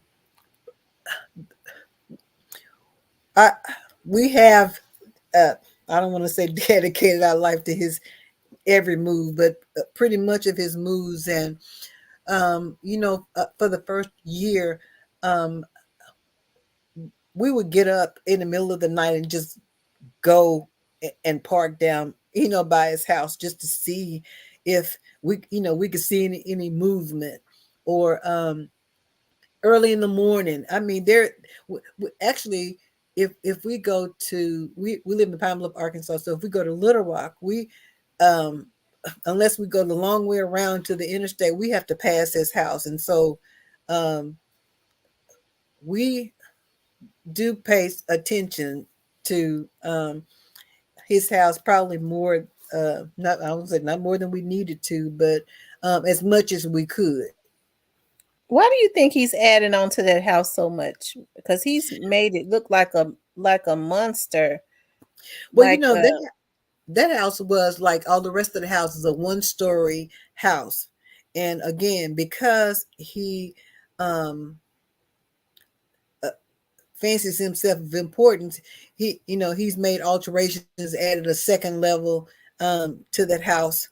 And just because one of the guy that told me about the pictures years ago, said that he had a throne in his house.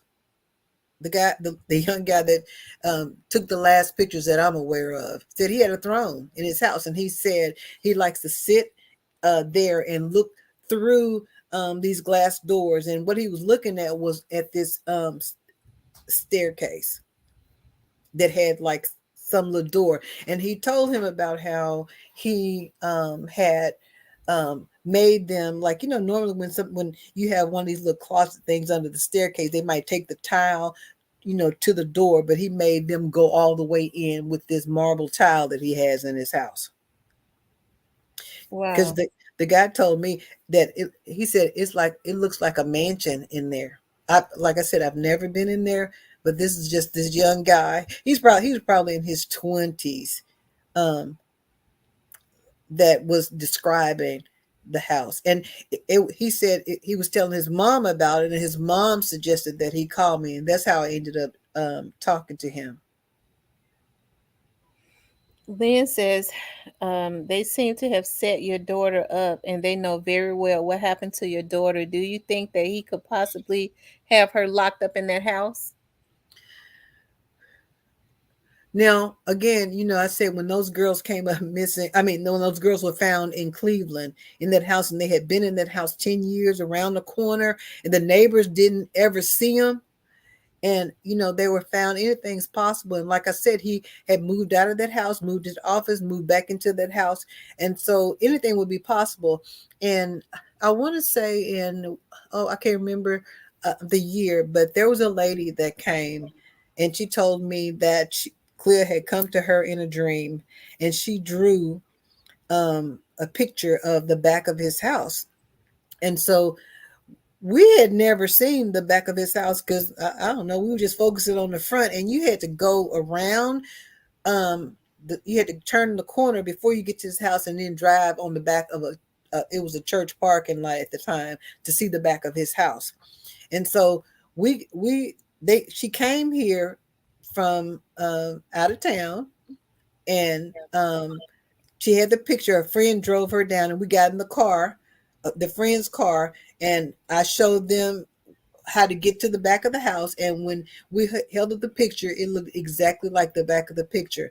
And the way the back of his house is, unless you have reason to go that way, you wouldn't even know to go that way to look at the back of his house. And so I called the police right away. and said, "This lady is here. She got this picture. It's the back of his house, and she had drew at the bottom of the picture um, a um I want to say a concrete slab, and then she said Clea's in there, and she kept saying Clea's in there. She's like, I got chill bumps on my arm, and she said Clea's in there. So I'm calling the police frantic because I'm like, this lady's here, and she said Clea's in there. This was like in June and or July, and she said Clea's in there. And so of course when the police came, the detective, he started questioning her. Well, what do you know about this story, and what do you do, and have you been to Pine Bluff? So he started quizzing her like she was guilty. Do you think that Dr. Amos knew somebody higher up? Because see, he was able to get those grants a whole lot and misuse that money. You know, he was able to get his hands on a lot of money. The government grants in that city and county. Do you think that he was being protected by somebody? I don't know because the grants that he had were federal. They were Okay. Fed money. So he didn't have local. He had Fed money, and so he had God. He's misappropriated so many times because even since Clea disappeared, he had another program where he was building these houses for low income people, and he ended up in court with that one. So I mean, I don't know if anybody's protecting him, but and they tell me they're not afraid of him suing them, but and at this point again, if they can't make an arrest, can't question him or do anything unless they have concrete evidence. Because if they, let's say they do something circumstantial and their hands are already tied, then our case would be null and void. Wow. Now, the one time that we was able to see a picture of him, because they don't have many pictures of him, he was standing out in his yard. Weren't you all doing a search that day? That was 2012, and that was the day that they had the search. Did he Because say that was anything to you all after the search was over? Did he seem not nervous? before, during, or after. Not before, during, or after. Did he seem nervous? Well, I want to say he was a little nervous, but he has like somebody said, he has an arrogant personality, and so he was actually walking between his house and the house next door, um, back and forth. And then, of course, he was with the police as they were going through his house. Kind of almost encouraging them to not mess up anything. Wow. So he was telling the police who came to search what to do, basically. Okay. So during the searches, because I know you all have had many searches, I know that there are woods over across the street from his house. Has he ever said anything to you all when you all were doing searches over across from his house? No, not at all. Like I said, he didn't go on any searches. He didn't say anything. A couple of times I thought I saw him following like the group of people searching, like in his vehicle, but he never went on a search. Wow. Okay. And actually, um, the way that some of the police detectives were talking, they don't really like him, but there's not a lot that they seem to be able. And I don't understand it, but again, it they tell me that things don't happen the same way they do on television. Didn't he have ownerships in funeral homes or work for funeral homes Um, also? he had worked for a funeral home in Helena, and I believe he worked here years ago when he was in college. I want to say maybe he worked for Brown Funeral Home, or I don't know, one of those funeral homes years ago when he was in college. Okay. If you could say anything to your daughter, because I know we could go on and on and on for hours. We normally stand on here for 4 hours. If you could Hey, say, I'm a night owl.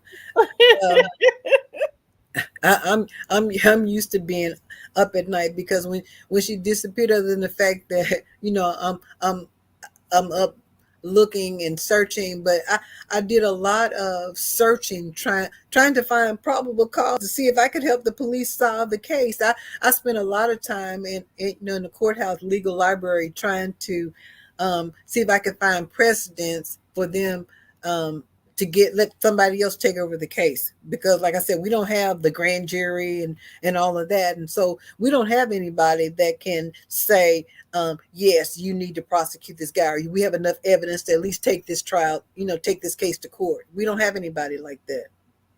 It's going to take somebody that's going to be willing to come in and take Dr. Amos on head on, because that's where it's going to start at and that's where it's going to end at. Mm. Well, so I guess they're thinking when they take it to this missing persons conference in August. I don't like I said, I don't know what exactly they're going to present, and if that's going to be enough information for somebody to find some evidence. So are those two girls still okay? Well, okay, I'm if you decide to do something, I won't in it. I'll help in any way. I wish there was something that somebody can do, and I'm telling you, I've gone through so many different emotions over the last 28 years. And I tell you, one of them that has been so strong, when I pass by, I want to just throw a bottle of gasoline in there. And so I can't do that, because if she was still in there, or if he knew what happened to her, then the evidence would be gone. And, over the years, we've had some offers for something to happen.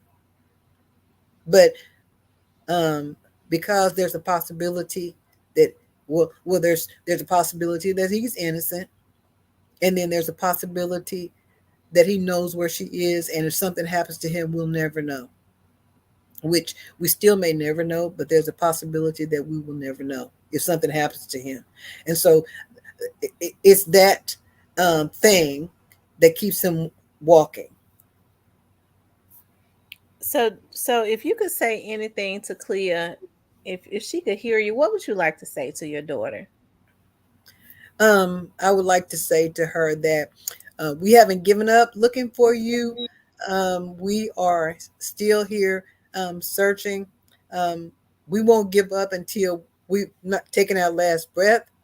Um, we don't know what happened. Your brothers are here. We're still looking. She has nieces and a nephew that she's never seen, but they know their Aunt Clea, because we've talked about their Aunt Clea. We've shown them pictures. And so wherever you are, if you could hear my message, and that is that we love you and we won't stop looking. Mm-hmm. Hakia wants to know, how is his physical health, Miss Hall? Talking about Dr. Amos, he seemed to be in pretty good shape, isn't he? Um, Other than having some hypertension, he seems to be. I don't know, because I pass his house, I see his car. Occasionally, I see him driving, but rarely do I see him. I would occasionally see him in the grocery store, and over the years, I've seen his wife in the store.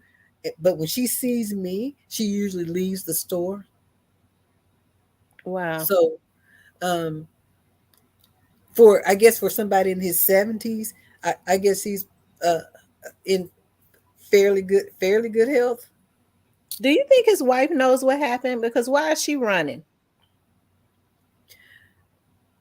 I think she's suffered some mental abuse in addition to physical, and um, I don't know if she doesn't even want somebody to say that she has um, said anything to me that might get back to him. Because when Clea disappeared, his wife worked in this little neighboring town that I'm going to say is about 10 minutes away. And so the last 2 weeks of school, he drove her back and forth to school. And then, so after that, he um, had her move and work for one of the school districts in town. Mm-hmm.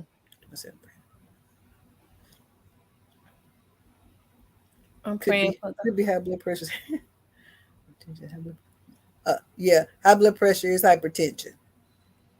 Do you have Now, anyone else? tell them about when Clea first went missing, and because Miss Hall is a nurse, you're a registered nurse, am I right? Yes. And you had to take his blood pressure at somewhere.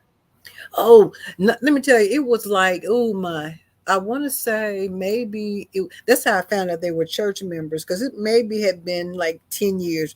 And so one of the ladies at the local college asked me because I was working for the health department if I would come over and do some blood pressure screenings for them, which is not unusual because I do that. And so um, I was, in this little like Sunday school classroom, with my little table set up. And so as we got toward the end, and I had my head down writing, and I looked up, and it was him had sat down in the chair, and I'm thinking, oh God, give me strength. So he sat down, and I took his blood pressure, like trying to stay professional, and it was high. I said, you really need to go. It was high. He needed to go to the emergency room. It was high, Wow, you think but I'm that sure he didn't. it probably sitting there with in front of you. Did he know that he was coming to your table? You think? I don't I don't know if he knew that it was me that was in there doing blood pressures because they were having, I don't know if it was during their vacation Bible school, or they had like some type of little health fair and at the church. And I don't know Mhm. if they just said there's a nurse taking blood pressures and didn't say who it was, but he didn't seem, when he saw me, he didn't turn around. And then the this guy that was there that I know, after he left out, he just came to the door and said, I'm sorry. And I just said, um, I have to be professional.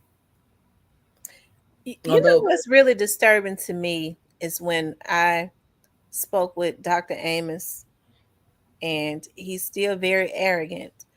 But even though your name is Laurel Hall, and I'm sure he knows that your name is Laurel, he kept referring to you as Loretta. Loretta Hall has ruined my name. She kept going on national TV, doing all of these interviews, and this and that. I mean, he was completely irate, as if you weren't supposed to be going doing interviews trying to find out what happened to your daughter. you know, had he been somebody, I don't want to say in his right mind, he would have been doing the interviews with me. He would have been doing the interviews with me to say that I'm supporting this family in trying to find out what happened to Clea. But that's not what he has been doing. Hmm.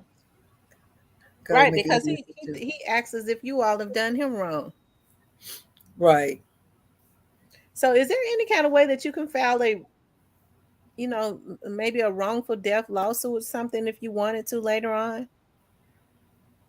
Um, I know you're still optimistic about her coming home, and we all are. Because anything is possible, But is that something that you would look at? um,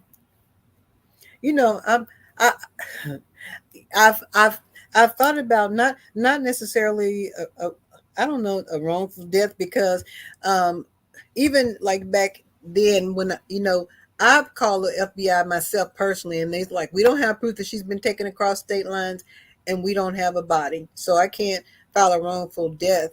But um, even filing a wrongful investigation lawsuit, I can't do that because we don't have anybody else to investigate. So Wow. that's almost like what is that term, cutting off your nose to spite your face. Unfortunately, in Pine Bluff, Arkansas, we have to deal with um, the Pine Bluff Police Department. Wow. That's all that we have. So what Demon they says, call I bet if they search his transmitted. property, they'll find something that belongs to Clea. Sickos like him always keep trinkets and mementos. Do you think that, why do you think that he left town the next day and then he started? Because I keep thinking about, you said that he parked his car on the outside of the garage, the car that he drove out of town. Am I right? The day after she went missing. And Hmm. then after he came back, he started keeping it in the garage. Do you think that was a reason for that? Well, the police called me probably that next that that night, the Tuesday night, because Tuesday was when he went out of town, and said, "Can you tell her friends not to go on his property?" And I'm like, "How do I know her friends are on his property? How would I know that they're on his property?" And then I said, "Well, they want to know what happened to her as well." Because some of the guys, her classmates, were at least at the front, because like I said, he had these Rottweilers, so they really couldn't go to the back. And um, we even let me see, what year was it? That year, sometime, like I want to say August, we flew in a search dog from Montana to be able to search a tracking dog, and he wouldn't even let them bring the dog on his property. So the guy kind of just skirted around the edge, but he wouldn't even let them bring the dog on his property. When if he got a storage unit somewhere, that's probably possible because, like I said, he had moved from his house, which is now a two-story house, to a one-story house. So he would have had to put some stuff in storage. But he does have this empty building next to that other house that he moved to, that was going to be the tanning salon, that there's nothing in it. Wow. Well, He wanted to I get his found out unit that he repaired. had different properties in other little, cities like Spring. What is it? Hot Springs, Arkansas, and different That's little right. cities like that. Um, there is no telling, because he has um misappropriated funds, over the years. And so, and he's always, I don't know if he's ever like actually had a job that didn't involve a grant, because you can, if and you can, I guess you can get more money if you pay your salary. Oh, I can't even tell all the stuff that I can't even tell it on this. I can't even tell on this live all the stuff that I know, because uh, that's gonna have to go in my book. But um, what what type of stuff? What type of stuff Arkansas? He has too much power. He doesn't. You know what? He doesn't have any power, but he wants to be. Um, again, he wants to be somebody of importance, but he doesn't really have power. He had the nerve to run for school board the year after Clea disappeared, and he got 25 votes. So 25 people out there um, thought he would make a good school board member. But he gave, because he has a special needs child. I've talked to so many people. He gave the school the blues about his son. They hated to see him coming. But anyway, what's black? What's Wow. what's the Black Swan? I know that's a movie, right? Hakia, that said Black Swan. I know that's a movie. I'm not sure what the reference is. Leverage doesn't equal power. I, I don't even know if he has any leverage, but just the fact that he always tosses up his attorney, because I mean, who usually has an attorney on standby? Nobody really. He gives all the signs of an unusual suspect. Um, and they don't even say suspect, it's person of interest. But he hasn't, he's given the signs of a person of interest, but um they can't find anything concrete, according to them, um, to make it stick. We talk about stuff on here that they won't put on the news or in the media. Um, Actually, I've probably said more to Tamara than I've probably said to anybody because um, I don't ever want to do anything that I think is going to, or say anything that's going to jeopardize our case. And, after 28 years, and we don't know anything, we don't know any more than we knew the day that I dropped her off at work. So, I mean, what can I say? Nothing but what I know.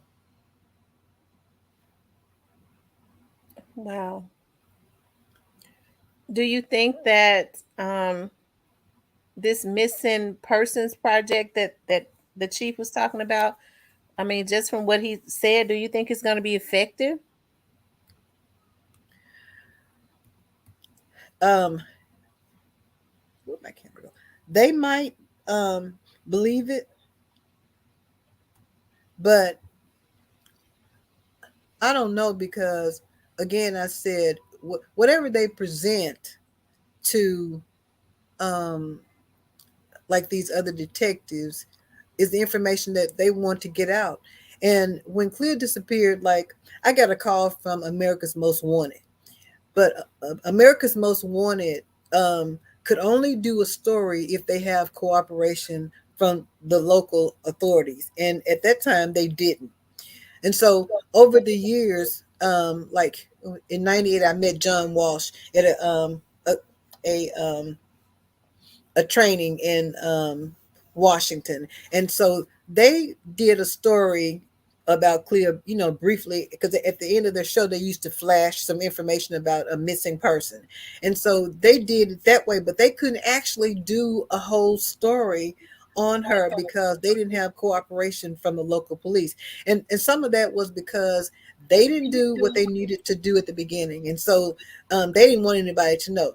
So when they go and present this case to these detectives, I don't know, what facts they're going to present because um, if I wrote out a timeline, which I've have over the years, if I wrote out a timeline on what happened and the steps that they took and the things that they have done, it may leave all of them shaking their head. You know, what can we do at this point?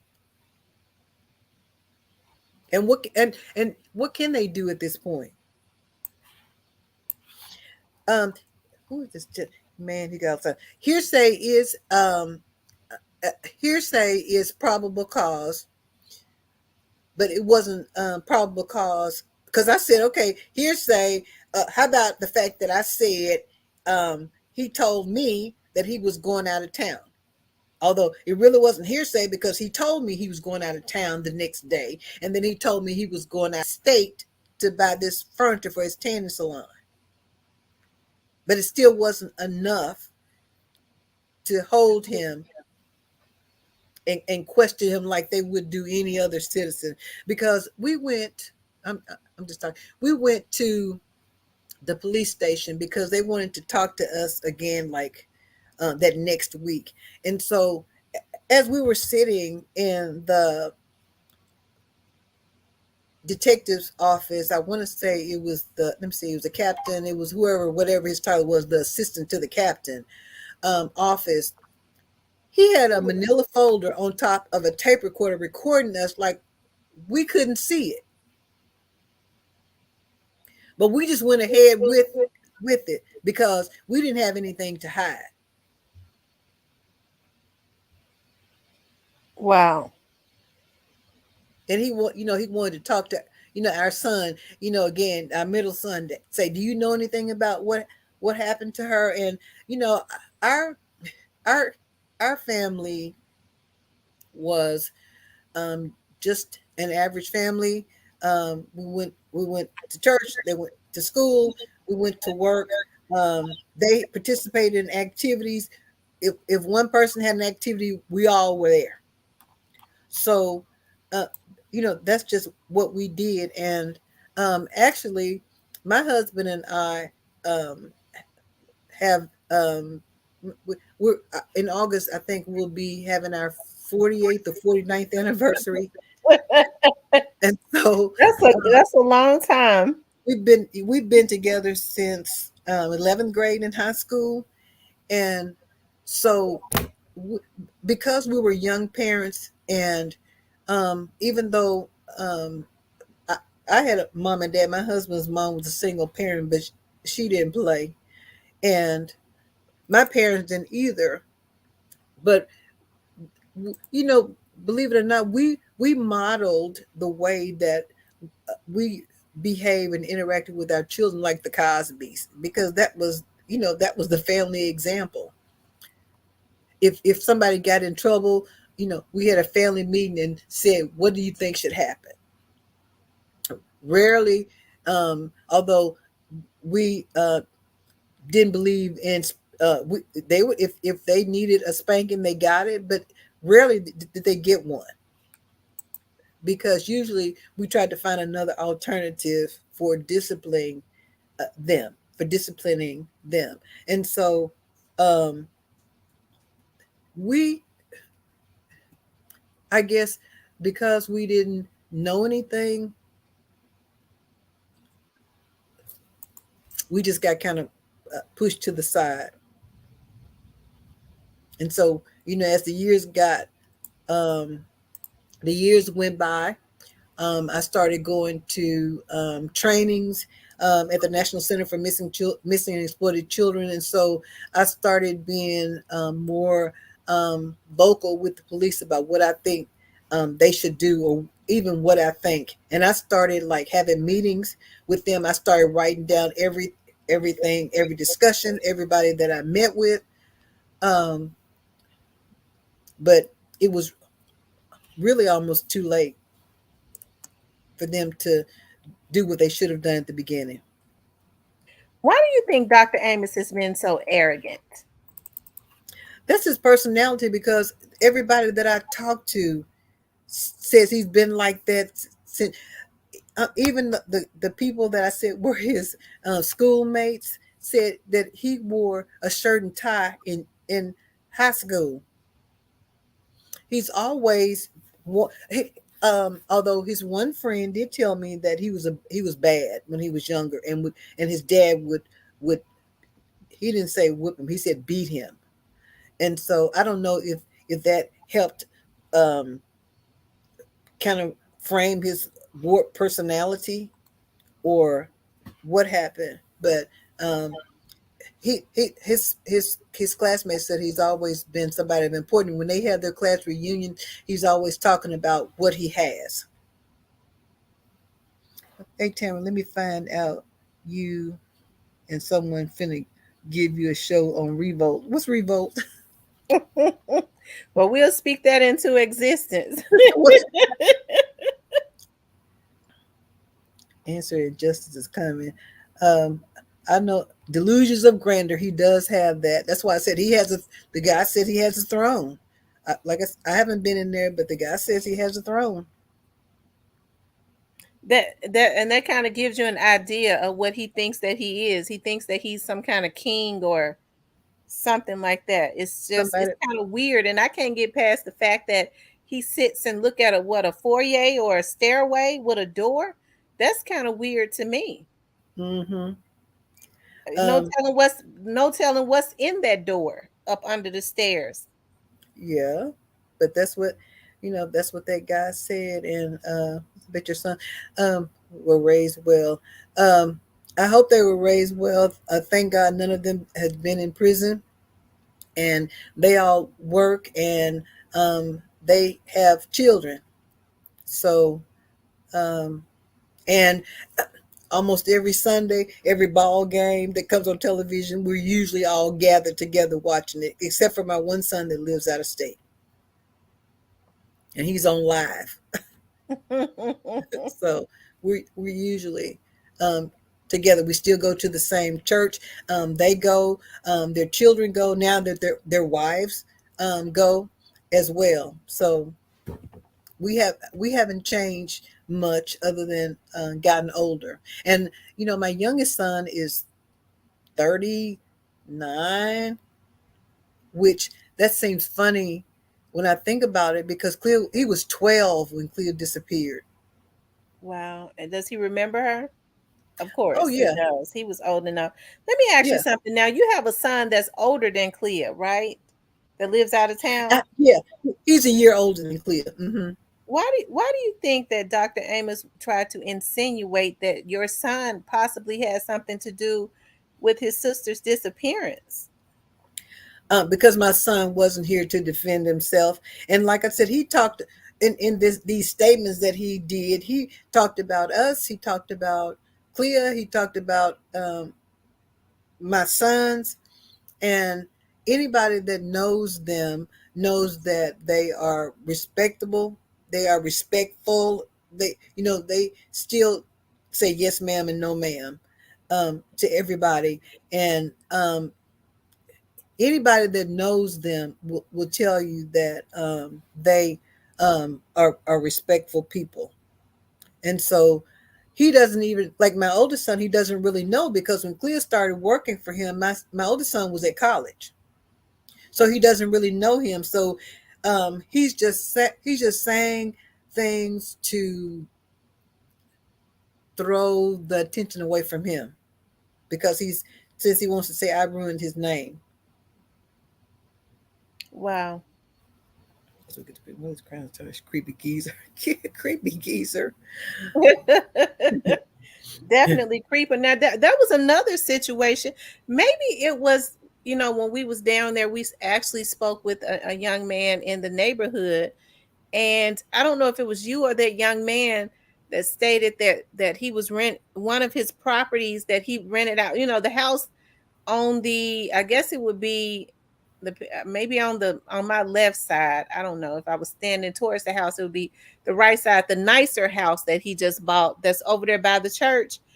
When he had That some was the young, guy you talked to, the yeah, he neighbor. had some the neighbor, he had some young ladies renting, and he would stand up at they left because allegedly he would stand up at the top of his bedroom or his bathroom, because that house is really big and tall, and look down on them in their restroom and Yeah, peep that was at the them. neighbor that told that story. Yeah. Yeah, the neighbor in his neighborhood right over across the street. And he also revealed that the police had been called to that house about last summer because of domestic violence, and he was arrested. I hadn't, and I'm not even sure how, but I hadn't seen any police reports, but regarding that. But according to his first wife, I wouldn't be surprised. And I do know there's some police reports regarding him and his son, because they would have incidences quite frequently. He and his son, even though the son didn't live with him, but somehow they would have altercations. And that's the son that's deceased now. Hmm. Okay, she asked me did I interview him. I did. I called him. I did call him, and he was very arrogant, but I got more out of him than I thought. He actually changed his number, remember? And I think that, yeah. And you found his number and And I called him guess back. And I called him, and he told me what he was getting ready. I forgot what he said, but he was like, call me back. He was on another call or something. he's always doing something else when you want him to do it. When you want him to do something, he's always doing something else. And he changed his number. He changed his number that because he told me to call him back in 30 minutes or an hour or something like that. But he And he had changed his changed the number number. instantly. And I waited for my system to update, Mhm. and I called him back, and he was flaming mad. My system updated. I said, okay, I know he changed his number. I was like, oh my God, he changed his number. Just that quickly. Just that quick. I waited for about 45 minutes to an hour and called him back just like nothing had happened when my system updated, and he was flaming mad. He was screaming at his wife. He was going all off screaming, blaming Miss Hall about for her daughters for Clea's disappearance, blamed her son, Y'all need to talk to her brother. Y'all need to talk to her oldest brother. I mean, he was. Why don't you talk to the daddy? He tried to insinuate. Even he blamed everybody in our house. He was Right. flaming mad at me, but it was only because he changed that number and I got it and act like nothing had happened. And he probably was upset too with his wife after that, because remember, you called his wife to set up an appointment to talk to him. Yeah. I got his wife's cell phone number too. So Oh my he goodness. probably And was she was upset so with her. nervous. His wife was so nervous. I mean, she was like, okay, you could tell she's very submissive and passive. Mm-hmm. And he Yep. was screaming at her then. Well, now somebody said you gonna be on big at Gutter TV. You gonna be big at Gutter TV. What's Gutter TV? What is go to TV? I don't know. That's what T-Mole said. The wife knows a whole lot. It, if the wife knows a lot, uh, she's afraid to part her lips if she knows something. We probably wouldn't find out anything unless he died. Yeah. Because if his first wife is still afraid, this one would be definitely, because she has to see him every day. Don't play with no Memphis chick. He told me he was so mad. He said, "You don't need to be talking to me until you read that police report. Then I'll give you an interview." I said, "Okay." No, he wanted you to read his statement.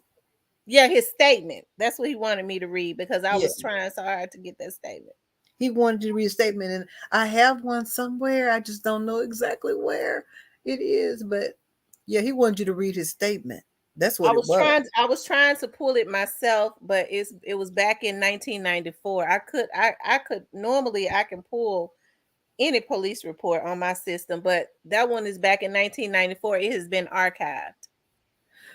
The wife can say something without him knowing, not, I don't think, and can live to tell it. No, because you know what? The She neighbor is so said terrified. that allegedly he was arrested back in this past summer for domestic violence. So it tells me that at least she's getting to a point where she's tired because she was the one that I'm hearing actually called the police. Oh, I was gonna say, did she call, or did the neighbors call the police? She called. He said she called the police. Oh, to the you need social media accounts dedicated to this. I have a help find Clea Hall, um, help find Clea Denise Hall Facebook page, and actually I have two um, pages, help find Clea Hall pages, and let's see, that's the type of dude I would love to torture. Dima, the guy that came from Montana, I think that's where it's from, with the dog. He said after he wouldn't let him um, get on the property, and he suggested that we get somebody to take him to the woods with a pipe and some ants. But again, we really can't do a lot to him if he's the one with the answers. Absolutely. And he is the one with the answers, he and his wife. You can't testify against your spouse. No, you can't testify against your spouse. Um, but there have been some cases where um, the spouses didn't get along, and the wife, and maybe they were both going to go to jail, and the wife testified against the husband. But you can't force a wife to testify, just like you can't force, or you can't necessarily use a lie detector test because it's inadmissible in court. Why do you think his high school friend? So that would mean that his high school friend is in his 70s too. Now he's very talkative. Do you think he's really afraid of him still? Do you think that he's afraid of him? I've talked to him a couple of times, and yes, I don't necessarily think that he's afraid of him, but I think he's afraid of him doing something to his family because he's said it. He's expressed he knows what he is capable of because he Mm. said he had those devious ways when they were in school. Well, and then he said he did tell me too that they had done some things. As now, he didn't say as far as like um, molesting anybody, but he said they had done some things when they were younger that um, he couldn't talk about. I don't know if it was like with stealing or something like that, and um, he was afraid that if even if he talked about that he would do something to his family. And he knows where he lives. And it's funny because even some of those that still live in Helena, um, that have discussed Clea's case, um, they've discussed the fact that they think he's capable of doing something to her, but they wouldn't come forward and I'm like, no, I'm not giving anybody a statement. Is what they would he told me they would say. Mm-mm. Wow. Now, let's go back to this because we forgot to talk about this. Now, he said that Clea left there with someone. Didn't they? They even said on when you all did the find out we're missing on TV1 that he didn't allow people to come to his house, right? He was real. He is real peculiar about who comes to his house, who passes. Because I was telling you that the psychic lady, we just passed by, and my sister-in-law had gotten a new van, and we just passed by the property, and by the time we got to the corner, the police had come. They didn't say anything to us, but they had come and parked down the street from where we were. So we figured he had called the police. And then there was another occasion that we dropped my brother-in-law off like 2 blocks from his house. And my brother-in-law, when we were the psychic lady wanted some pictures before she actually came. And so he walked in front of the house and was kind of snapping pictures as he was walking by, and the police called us. And then there's just one occasion that he told us I didn't know about, but he said to us that one of Clea's friends had dropped her off at work, and he had bagged into the yard, and the brake light reflections he saw in the window, and this was daylight. And so he said he came out and knocked on the window and said, "Can I help you?" And he said, Clea leaned forward and said, "It's just me, Dr. Amos." And so he went back in the house. And so when she came in, he said, "Clea, I don't allow courting on my property." And so she said, "Oh, Dr. Amos, he's just a friend that dropped me off at work." It seems to me that Dr. Amos was out of line. It's just, that's why I said it's like um, whenever, I mean, anybody passed by, um, or like the day that my church members did the search, and I told you that his wife had come out to the mailbox 2 or 3 times, and then she went over and talked to the lady, and when the lady told her she wasn't Miss Hall, it was about 5 minutes before he got to the house. So I don't know if she had called him to tell him that we were outside. And then also when we've done like interviews on her missing day. On one occasion, we did an interview on the corner across from his house, and the lady that was renting from him, this little old lady, came out and was standing up in the shot. And so the reporter stopped and said, "Can I help you?" And she handed him the phone and said, "Dr. Amos is on the phone, and he wants to know who you are."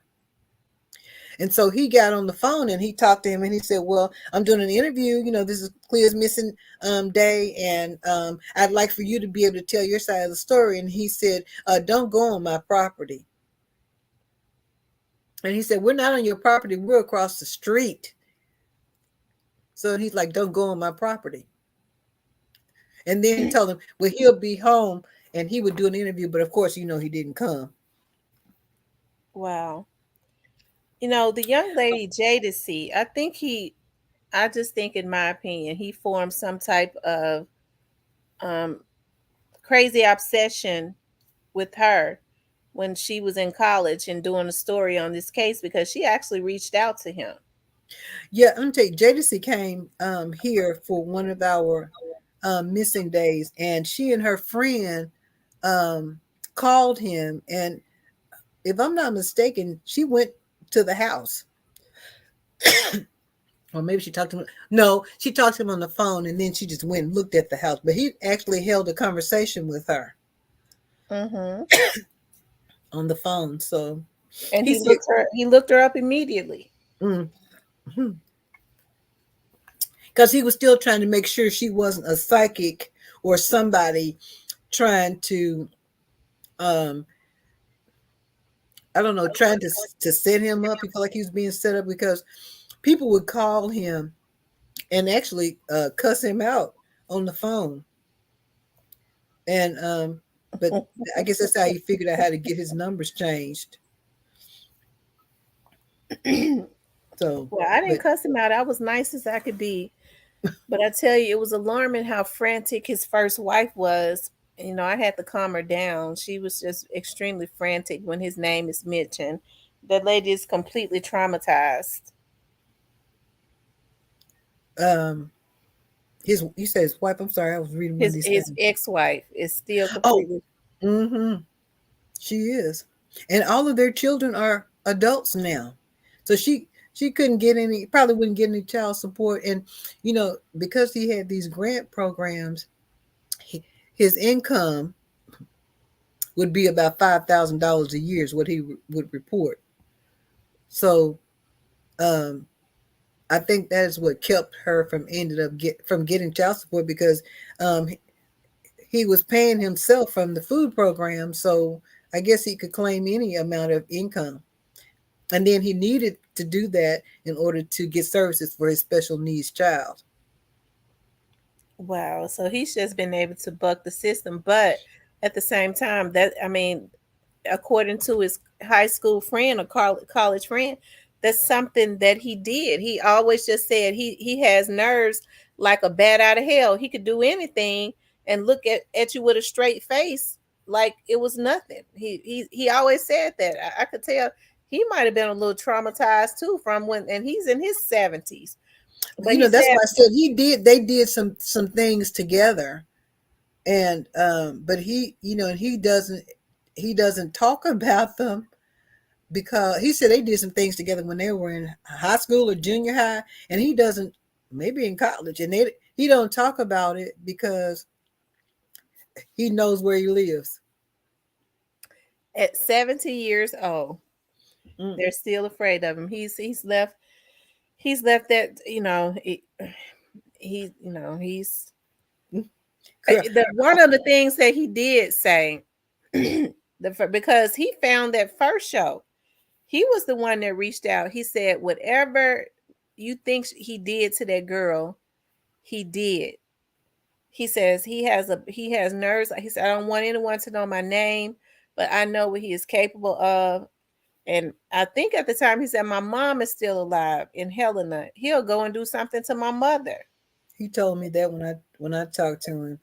I don't know if his last 28 years have been hell, but um, he's not as out front as he used to be. That's why I said, he had the nerve to run for school board. Um, He's always trying to get close to children or young girls or something. he wants to be important, and in our little small town, if you're on the school board, you're somebody. So he wanted to be on the school board, but and then because I told you he had a special needs child, so he really wanted to be on the school board so he could be able to try to vote some things that was going to be beneficial for him. It's Yeah. all, whatever he does is something that's going to be beneficial for him. I don't know what his funding source is right now, what grant he might have, but he I tell you, he had houses, and when he went to court for that, he had somebody else managing the property, and I know that because the little young guy, the Lord just moves in mysterious ways. He gave the guy a card that had his phone number, but it had somebody else's name on it with this company. So he had switched the company over into somebody else's name. I said, there's some people that like him. Wow. The only way I would be scared of someone is that I know he's a killer. But Dima, uh, there's things that you know, and then there's things that you might not know that you have to be leery of.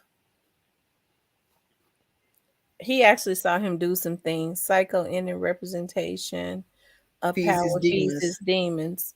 Now that I can believe. He's still, like I said, he was very angry. Like he's still very arrogant. Like because he wanted to be angry at me, but I was just being so nice to him. He was like, "You don't need to talk to me anyways. You don't need to be saying anything to me until you go read that report."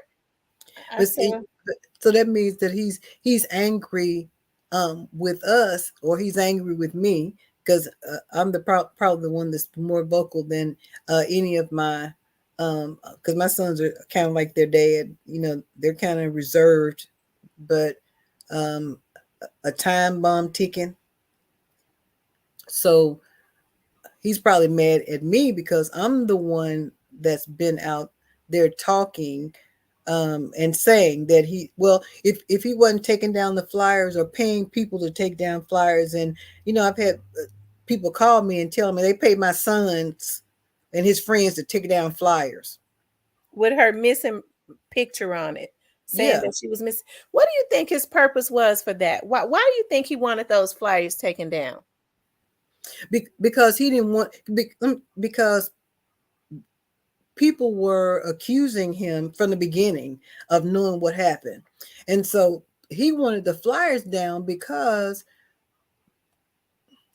the flyers reminded him and reminded people that she was missing. And then whenever it reminded people that she was missing, then it started reminding him that people were accusing him. That's why he says that I've ruined his life. I don't know how I could have ruined his life, because the only way we could have ruined his life would be to take it, and we didn't.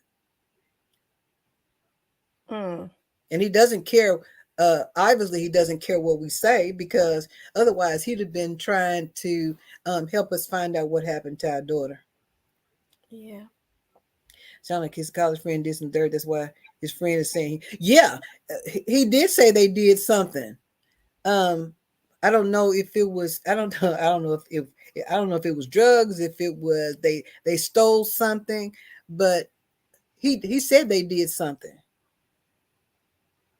Then the day after Clea went missing, didn't he drive down to Texas? No, The day after Clea went missing, he told me he was going to a town called Hamburg, which is probably, I want to say, 2 hours from here. It was like that the Wednesday or Thursday that he flew out to Texas. Wow. Because I know he kind of frequents Am I he losing? at that time he was, kind of frequented Texas a lot. Um, well, supposedly he couldn't find any furniture anywhere but in Texas. I wonder, I That it just still hadn't gotten delivered. now what part of Texas was he going to? Houston or Dallas? Houston. Mm. He is what is it? He is suspect. He's not supposed to touch anything. He really wasn't suspect. They didn't even really consider him a person of interest. That is why. Um, oh, he's saying they probably raped. They're saying Demos says they probably raped a girl together. He doesn't want to give a statement because it might reveal his. Now he did tell me that he would talk to the police, but he didn't want his name used anywhere that Dr. Amos could find out. So if he gave a statement, it would have to be John Doe or something. You know what? I'm starting to think about what Demon said now. It sounds like to me, because Dr. Amos is an old man now in his 70s. It sounds to me like, even with talking to him, he's not so much scared of Dr. Amos in the physical. He's scared of what Dr. Amos might tell, that, like what she said, maybe they've done something and gotten away with it in the past. And he's afraid if he finds out that he's dropped a dime on him, he's gonna bring that up. And he's vindictive. Yeah, that But he would that have to tell on himself. well, because the way he made it sound, it wasn't anything like that. But whatever it is, I don't know. Maybe they could have gone to jail back then. I don't know. Yes, I Yeah. caught alive. Hey, Miss T and Demon, everyone in the chat.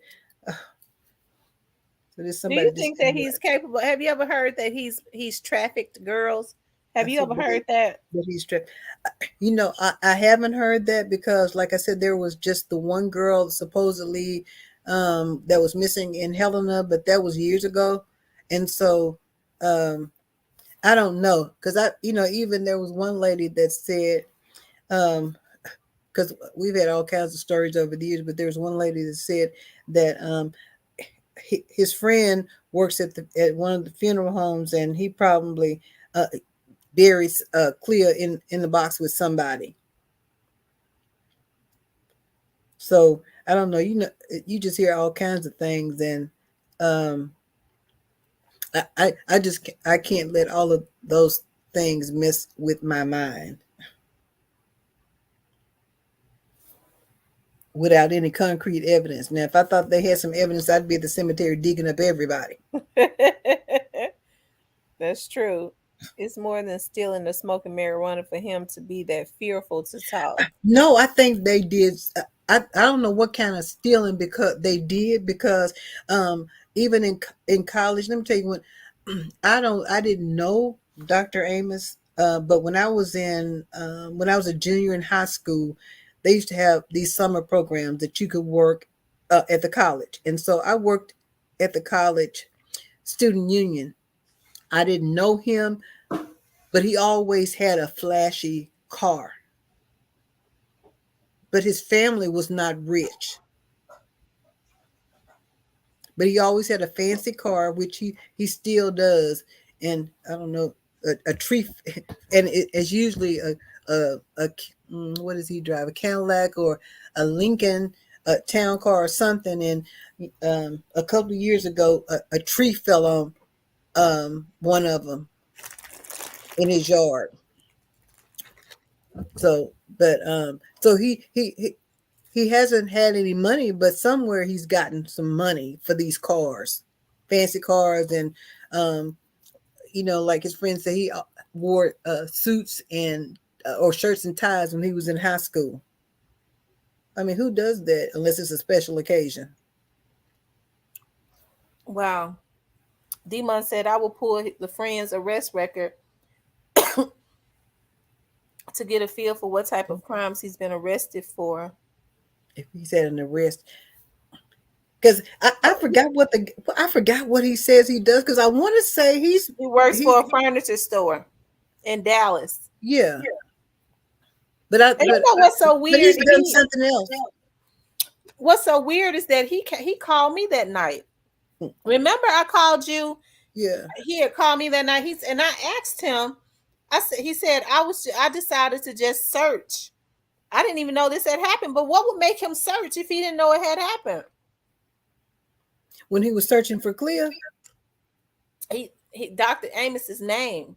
He said he just decided to put Dr. Amos's name in the search engine. What would make him do that? well, I don't know, but I've talked when I talked to him, it must have been 15 years ago. The last 15 years ago when I talked to him, um, and I think they were getting ready to have a class reunion when I talked to him, and he told me that he had heard the story. Um, well, I'm sure on Helena or somebody, in their group, because some of their class still talk to each other, so they had heard the story, and so all of them had been reading the story about Clea. Mm-hmm. So I don't know why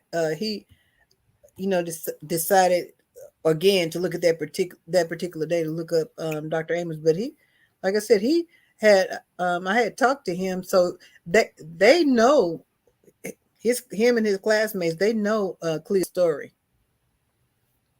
Mm-hmm. but the other people don't want to even say what kind of person he is because he said they were afraid of him even in school, even in high school. About how old is Esther and Erica's mom? Let me see. I want to say, okay, I'll be 65 in August. So I want to say she may be in her 70s or pretty close to 70 if she's not. Mm-hmm. Yeah. Uh, Erica seemed really sincere, but she was not telling the whole truth.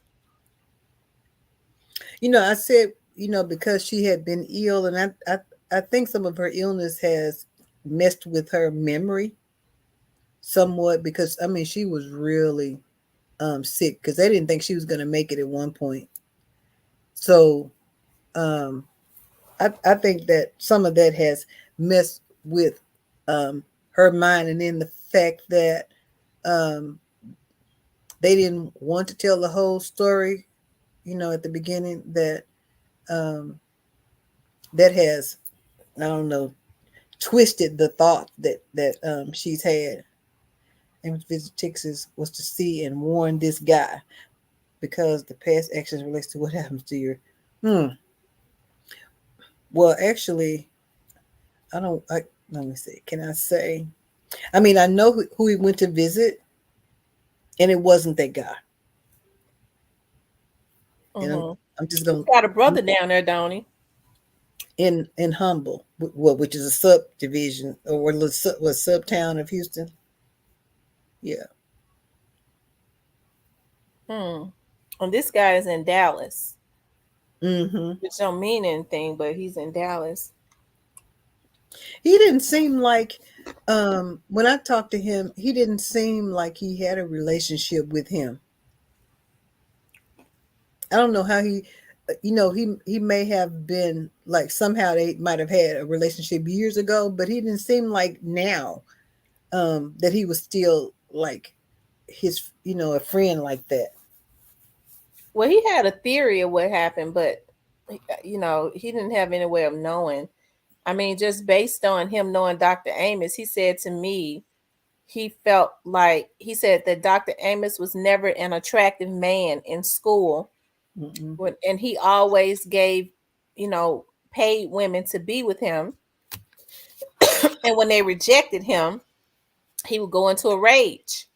Mm. And he says that he believes that maybe Dr. Amos made an advance at Clea, and Clea um, rejected his advance and said that she was going to tell. He said, I wish she had just played it off and went home and not said anything until she got home. That made an antenna go up when he said that. He said, I wish she had just not said anything and just played it off and went home. He said, but I'm sure she said that she was gonna tell and it sent him into a rage. Now that was his theory. I don't know how he would know that or why he came up with that, but I mean there's nothing to support that, but that's just what he said.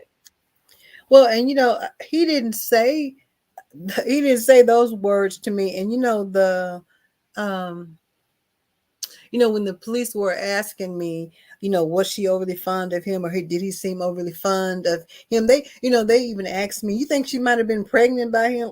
No, I don't think so. And then, so I had to tell them that uh, way back when, and like now I'm telling everybody, she had, when I worked for the health department, they had this new device that came out, the Norplant, which is a 5-year implant that my friend and I that worked at the health department, we had two daughters that was the same age, and we brought them in and put those things in their arms, and they were like, "We're not doing anything." I'm like, okay, you're not doing anything, but it's our responsibility to help you succeed in life, and so we're putting this thing in, and we did,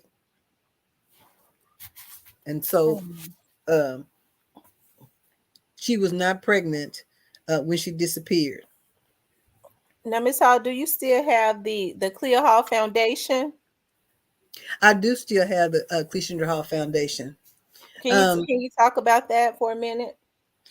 um, when did we start? 2000. I want to say 2013 or 12. We started the Cleashindra Hall Foundation. But let me tell you, in 1998, I started going to the National Center for Missing and Exploited Children for these trainings, and so, we would meet all of these people that were nationally known for missing children, and it would be just my husband and I, the only two African American, and then everybody would have a foundation. And so we didn't, because again, we're from Pine Bluff, Arkansas. We didn't know anything. Nobody didn't offer to help us know anything. And so we didn't. So in 2013, as I was learning things, we started the Cleveland Hall Foundation. So what we do is, so prior to COVID, um, what we would do is every year we would have a banquet. And so we would present a scholarship to a high school senior that was wanted to go to school to be a pediatrician or a nurse. And so, although we still have the foundation, we just really haven't been doing anything.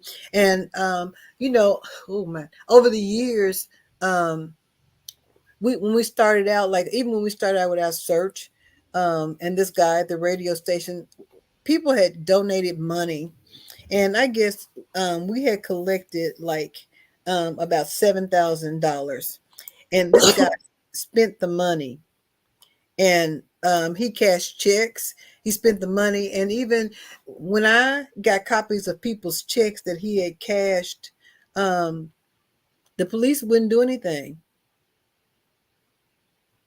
They they wouldn't do anything about it. So that guy died, spent the money, and so it's really been you know almost hard to even ask for money or ask people to donate. Because of that, because the checks he cashed weren't even in his name, and he was able to sign his name on the back and cash them in his bank account. So Wow. um people, oh my god, people just wouldn't even believe some of the stuff um that has happened. But we do have the foundation, and I don't know, maybe next year we'll go, we'll have a banquet, another scholarship. We'll go back to having our scholarship banquets. But since um because of COVID, we really just hadn't done anything, and I just try to make sure I keep enough money in there to keep the account from closing Um, at the bank. so if we wanted to donate, how could we do that? um at Reliance Bank in Pine Bluff, the Cleashindra Hall Foundation.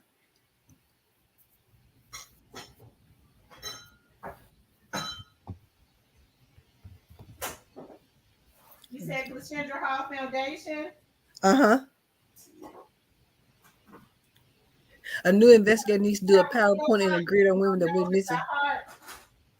Huh? You don't know your PO box by heart.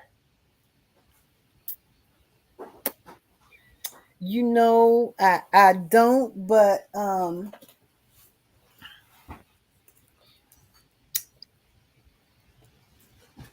if you keep talking, I can go get it and put it in the chat. Okay.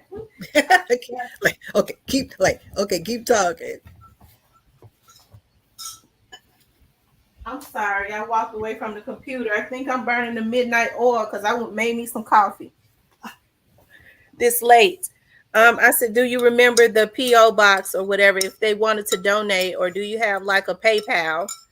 Oh, I said just keep talking, and I'll put it in the chat. Oh, okay.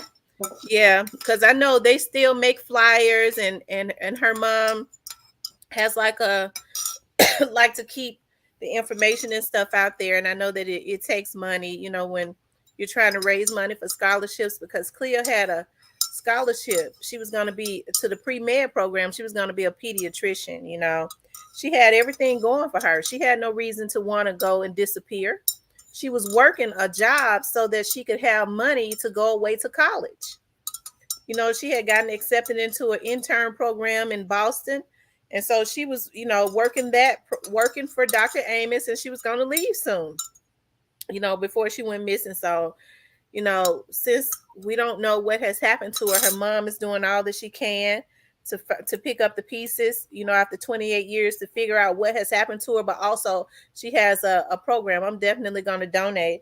I know that she was having a banquet every year before COVID. One year, she was gracious enough to have me as one of the guest speakers. I was just completely honored, as the guest speaker. And my girls and I drove to Pine Bluff, and we went down there, and I went down there and I spoke at the banquet, and it was very beautiful. There were a lot of people there. It was a gala, really. It was awesome. It was absolutely awesome. So she definitely do it up for that banquet, and they give away scholarships and things of that nature. So she's definitely doing what she can to keep Clea's name alive, all while still trying to find out what has happened to her daughter. So that takes a lot of strength. Girl, I don't. You know what I'm looking? I'm looking at our checks. We don't have the post office box, but we have the bank address, and you can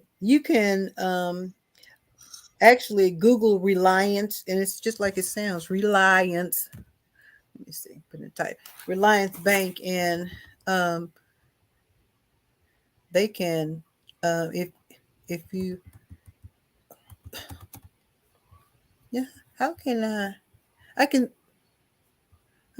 see their comments, but I can't type a comment. I don't know why you can't type a comment. There's not a. I'm looking. There's not a comment box. It will be way down at the bottom. Are you Um, trying to type the address and stuff? I was gonna put the address, but like I said, it's just rely If like you if you spell it out, my moderators or somebody in the okay, chat will write it out so that everybody okay. can see it. It's Reliance RELYANCE Reliance Bank Can y'all put that in the chat for me? Reliance Bank. Can you spell it again? RELYANCE Reliance Bank Is that in Pine Bluff? Pine Bluff 912 South Poplar Did somebody 912 get that?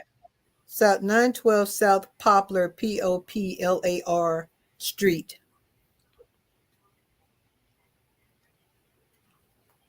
Can one of my moderators type that in the chat, or somebody? She said spell her name on the Okay. account. Okay. And what she said in the private chat you can. Okay, private chat. Um oh, there it is right there. Okay. Her name is CLEASHINDRA.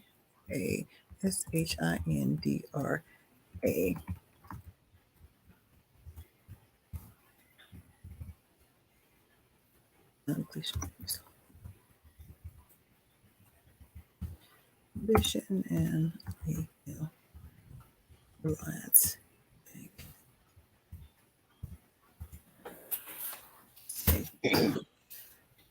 And so if they put her name on the money order or the check or whatever and mailed it to that address, they would automatically put that in their account.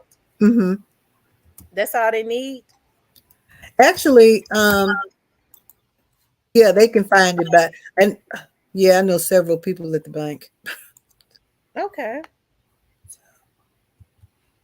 Because actually, let me tell you, when I was telling you that the guy had stole money, Uh-huh. the bank has started taking up money because one of my sister, or two of my sister-in-laws worked at different branches of the bank, and so people, their customers, knew somehow about them being related to Clea, and so they started donate money. And so when they got started taking up money, then the bank um, just took the money that they had collected that wasn't in an account yet and gave it to him because they thought that he was giving it to us. Wow. I put her name in the chat, Clea Hall. I'm typing in the address. And they was asking, was Reliance spelled with the Y or I? It's spelled with the Y, right? Uh-huh. With the Y. Yeah, their bank name is spelled with the Y, Republicrat. See, I put it in the private chat, but it doesn't show up on the other Right. comments. I'm going to copy and paste it. Okay.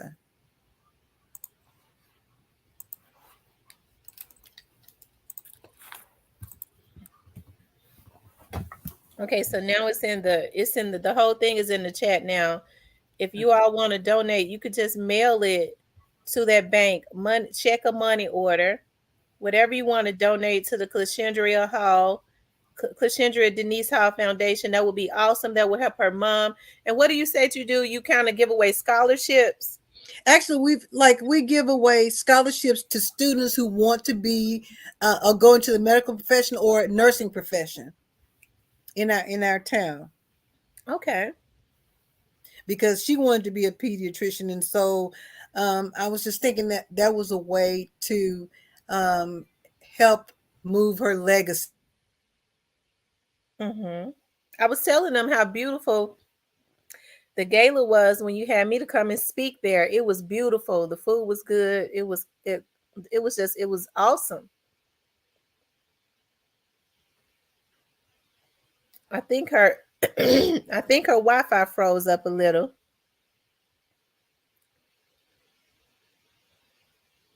Yeah.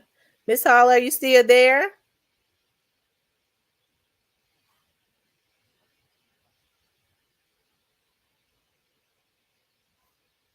Yeah, I think her Wi-Fi has frozen up. Elohim is blessing this lady like he's blessing Tamara. Thank you, Republicrat. I appreciate that. One thing for sure, the devil can't stop. You know, yeah, her Wi-Fi messed up, but we've enjoyed having her.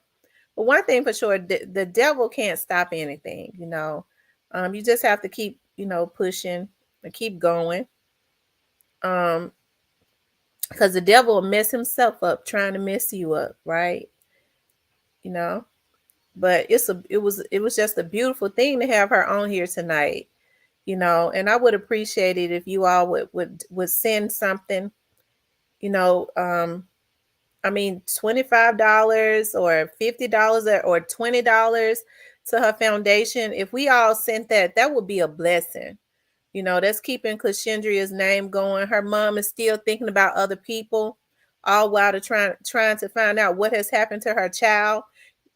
You see, she has a lot of graciousness about her because I I've been to her home, so you have to pass by his house to go to her house. When you turn on the street to get to her house, you have to go past his house. So he lives around the corner from her, like, yeah, he lives like two streets like down from her, like right, like 4 or 5 minutes. If you're driving, maybe 3 or 4 minutes, but if you walk in, maybe 15 or 20 minutes, right? So I admire her strength. Every time I've interviewed her, she has had the same demeanor. She said God has definitely kept her, and it takes God to keep some. It would take God, especially as arrogant as he is, because when I call him, and he's never really given an interview to anybody. You know, and he was very arrogant. He went into a rage trying to blame her, and then he turned around and said, well, why don't you talk to a daddy? I heard stuff about a daddy. And then he turned around and said in the same breath, how come you didn't call and talk to an oldest brother? How come ask him what he said to her when she called home? She was just calling home to see if anybody had called. Here's her mom again. So I mean, he just kind of went into a rage trying to blame everybody. So she has definitely kept been extremely gracious. Um, you could tell that I was just talking about how you've been gracious. Like God has definitely kept you. Um, definitely God and people's prayers, because oh, I'm back. Okay, because I'm thinking if I um give up the search on looking for Clea, who's going to help me find her?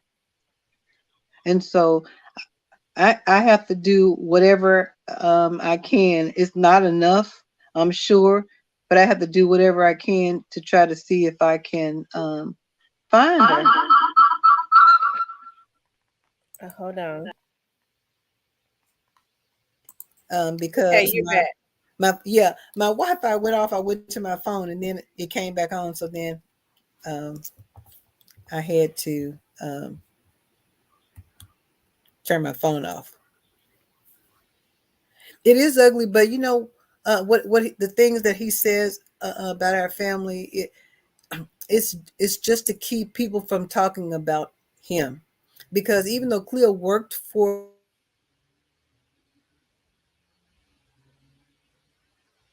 I think her Wi-Fi is acting up again. Be quiet, Remy. Be quiet.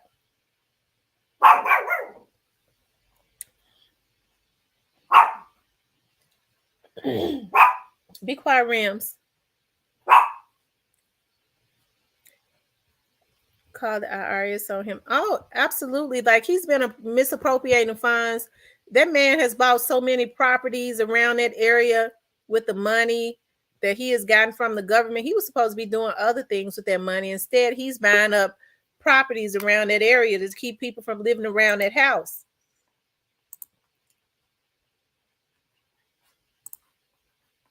Wi-Fi You're is back on.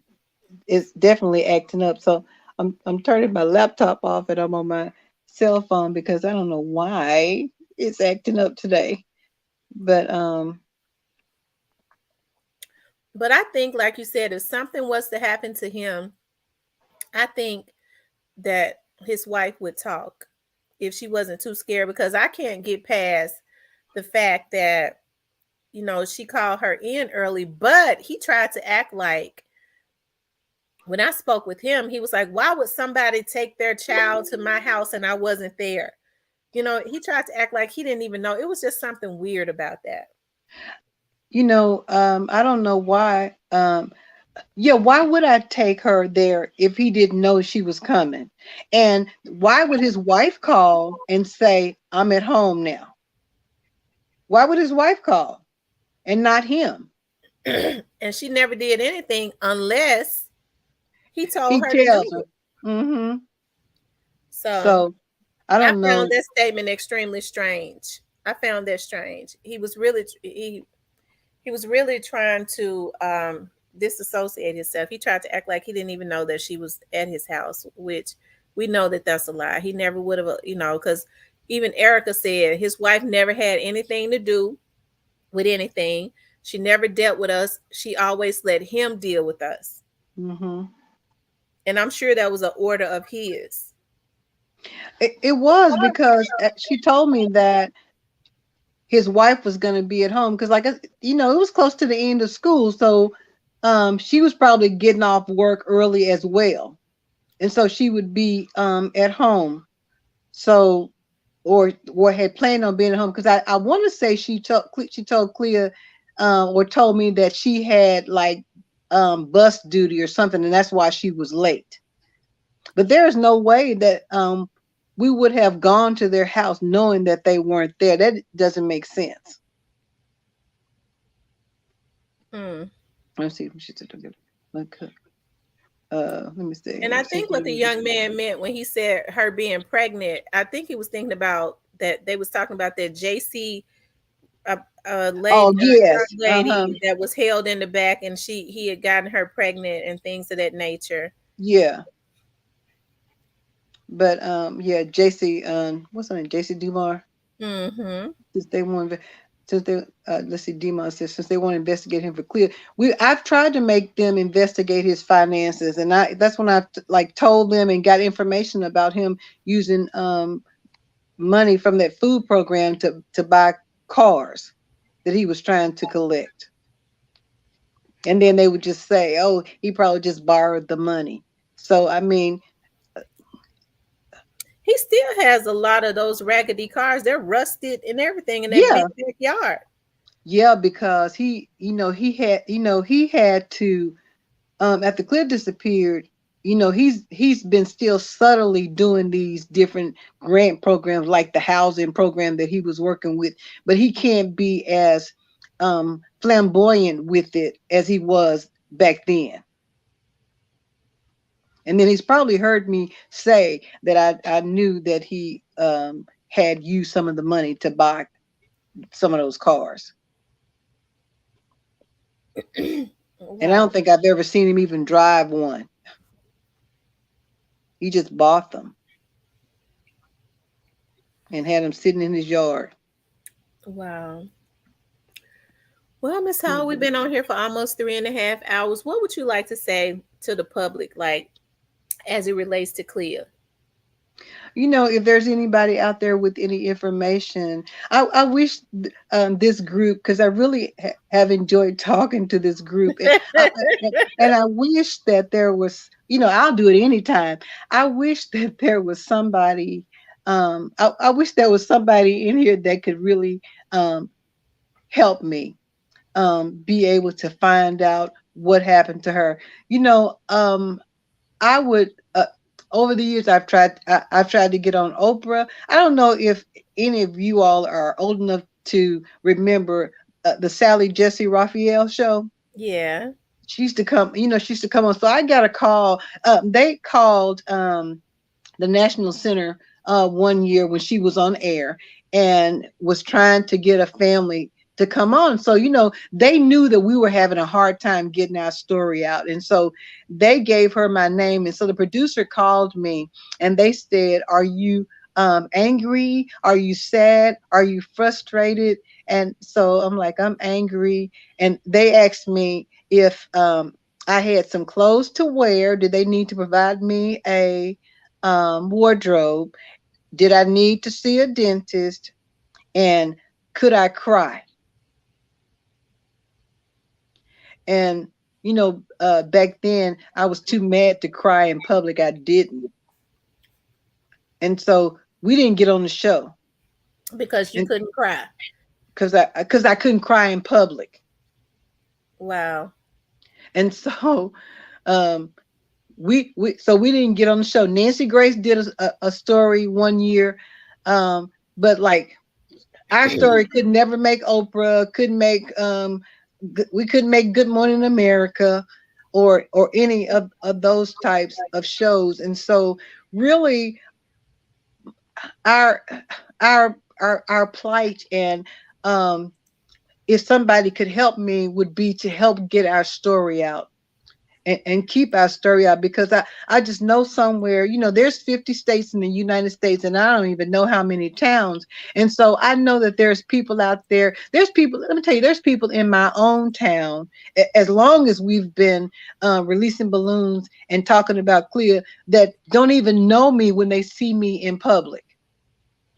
I don't know if, of course, people look different in person than they do when you see them on the TV screen or on the computer, but I don't look that much different. And people used to ask me, because we wear these pink T-shirts all the time, and people will say, "Oh, I remember that story. Did they ever find that girl?" I'm like, "Did you hear me tell you that we found her?" Just like I've been talking about her missing. If she's found, that's how I'm going to be talking about it. Now, if she's found after 28 or 29 years, that probably would make Good Morning America. So until then, put this. Let me tell you, all of these shows. What's that show that had those two ladies? Is it? They had these two ladies that would go to these towns investigating these cold cases. Was it Cold Case? Maybe that's what it was. Cold Case Files. None of these shows will do anything unless they're contacted by the police. I can't, which I've tried, I can't call them and say, can you investigate my daughter's case? They have to be contacted by law enforcement. And I don't know if it's because of any liability in a case.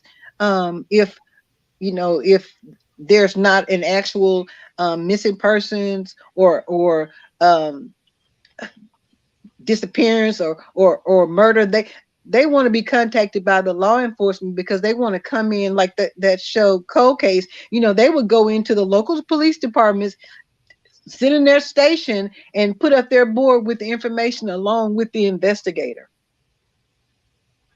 And they haven't, for some reason, not want to do that. Who did somebody say they were 2-year-old?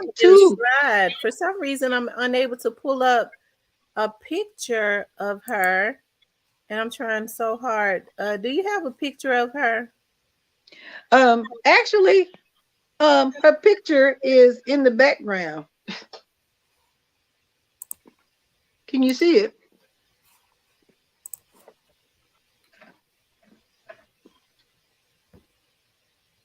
I'm trying to shine the light. Can you see her picture? Can y'all see her picture?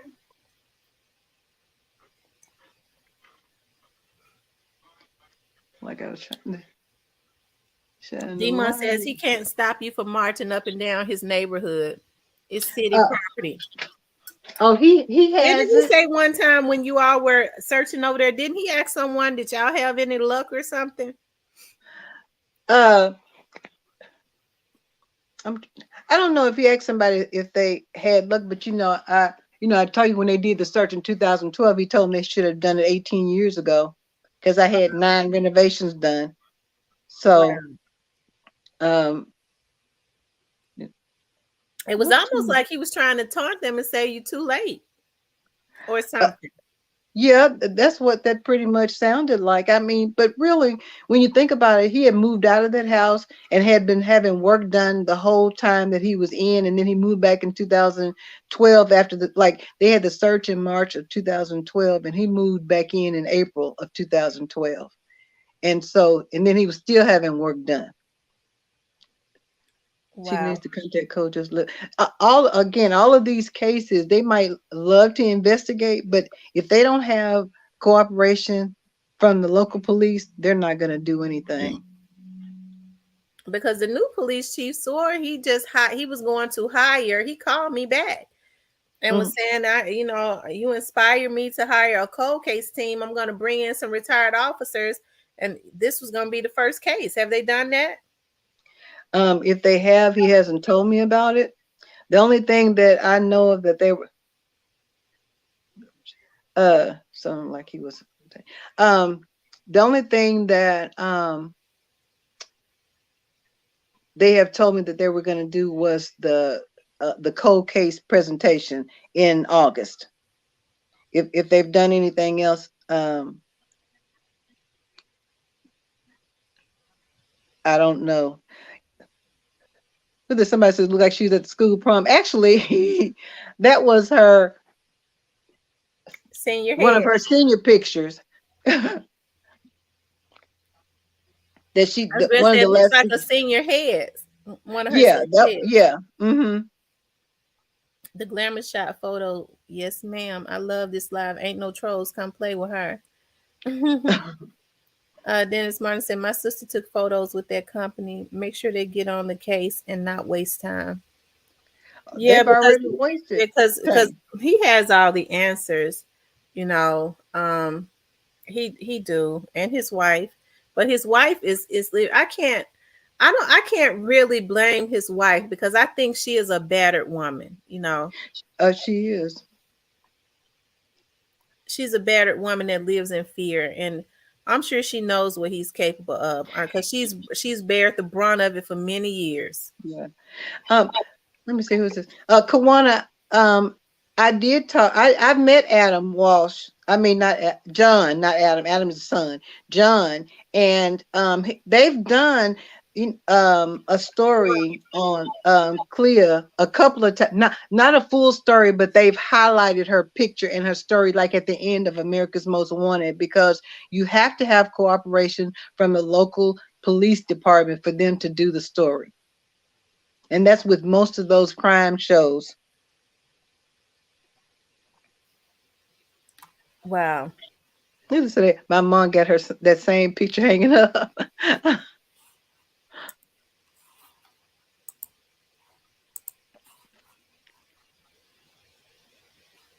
That would better. I would better his old dusty. Okay. Yeah. I'm. Oh, girl, you don't know how many times we'd like to take him out in the woods and not have him return, but we we just can't. And we've had so many offers, but we just can't.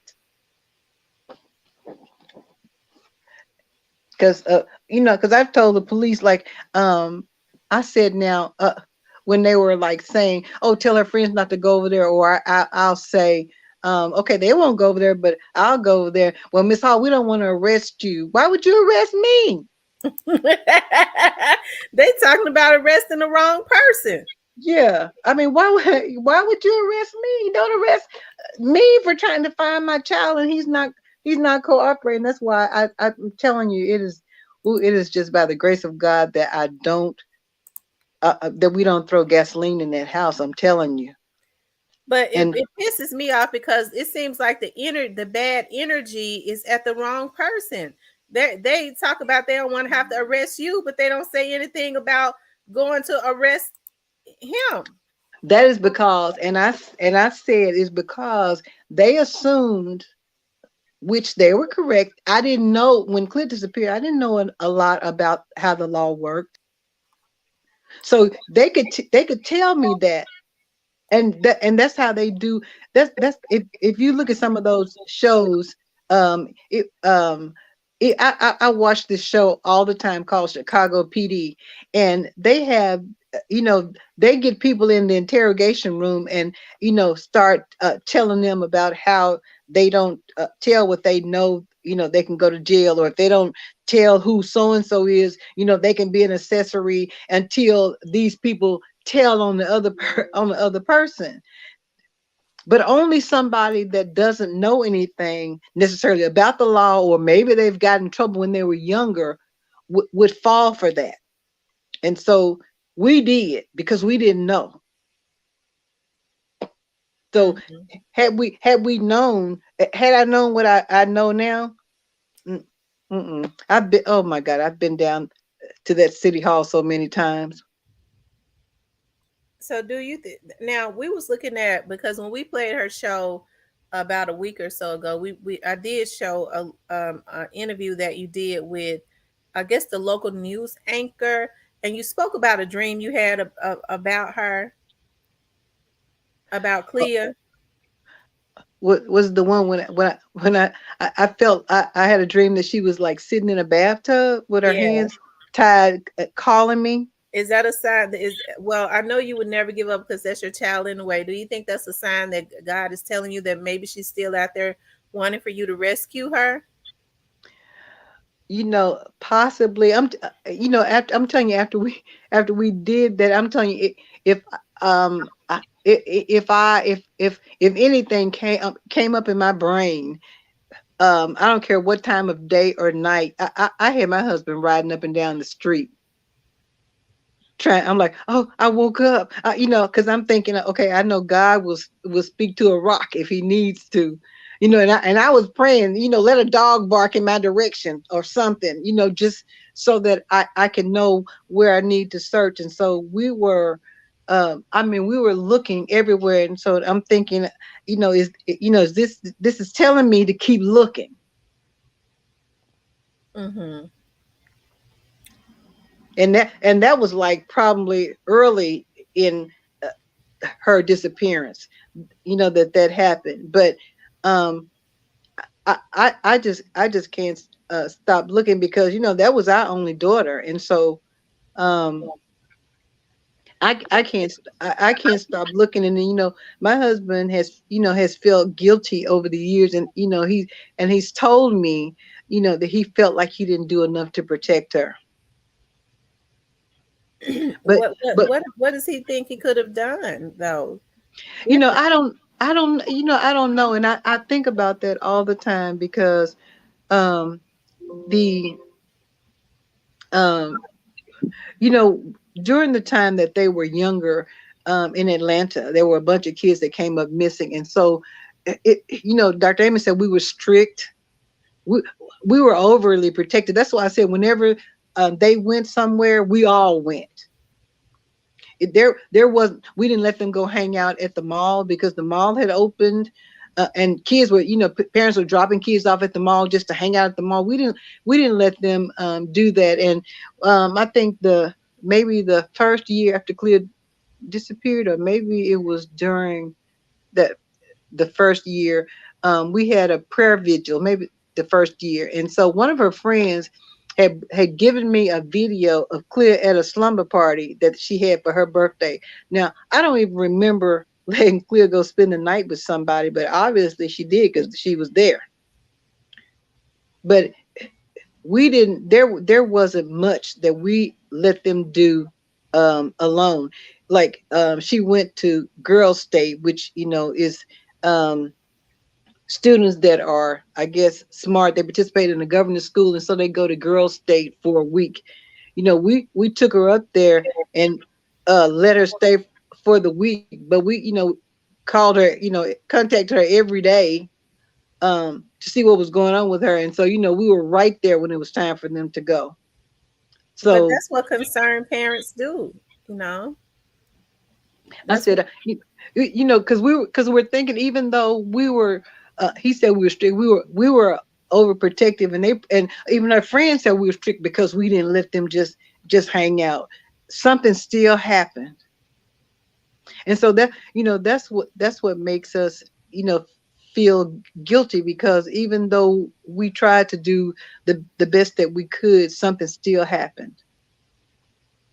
yeah, but it's not your fault though because you was trying to do something good. She was preparing to go to college. You know, she was doing a responsible thing because she had been taught responsibility. So she was working a job to make money to go to college. She had gotten Yeah, accepted. Was she on a full yeah. scholarship? Um, she had a scholarship, yes, and when when we got, like, when the police asked for her purse. Actually, it wasn't even the police initially. Initially, there were some bounty hunters that came, and they initially did the search of Clea's room because the police didn't. And so the bounty hunters came because it was a group of them, like three.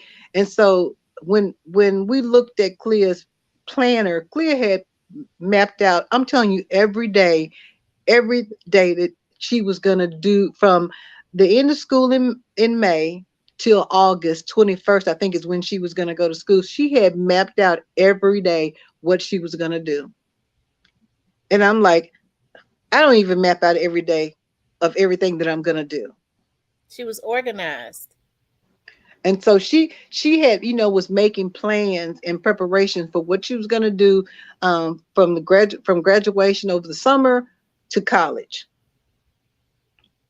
And so I can't even imagine what happened. And and even thinking that, even trying to fathom, okay, let's say she stayed out all night, but not 28 years, and not and she and her brothers were close, so she would not contact her brothers, and they didn't even argue.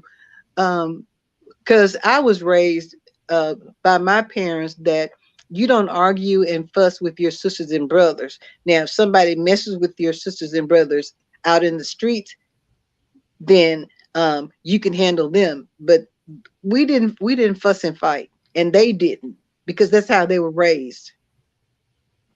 How And much so, longer would she have been working with Amos? Because you actually, said she had gotten into a program. she was supposed to go to the program, the beginning of um August, the first week of August. And then, so she would have been, so I'm going to say this was the end of May till July. She would have worked for him. So she was preparing to leave after a Yeah. year.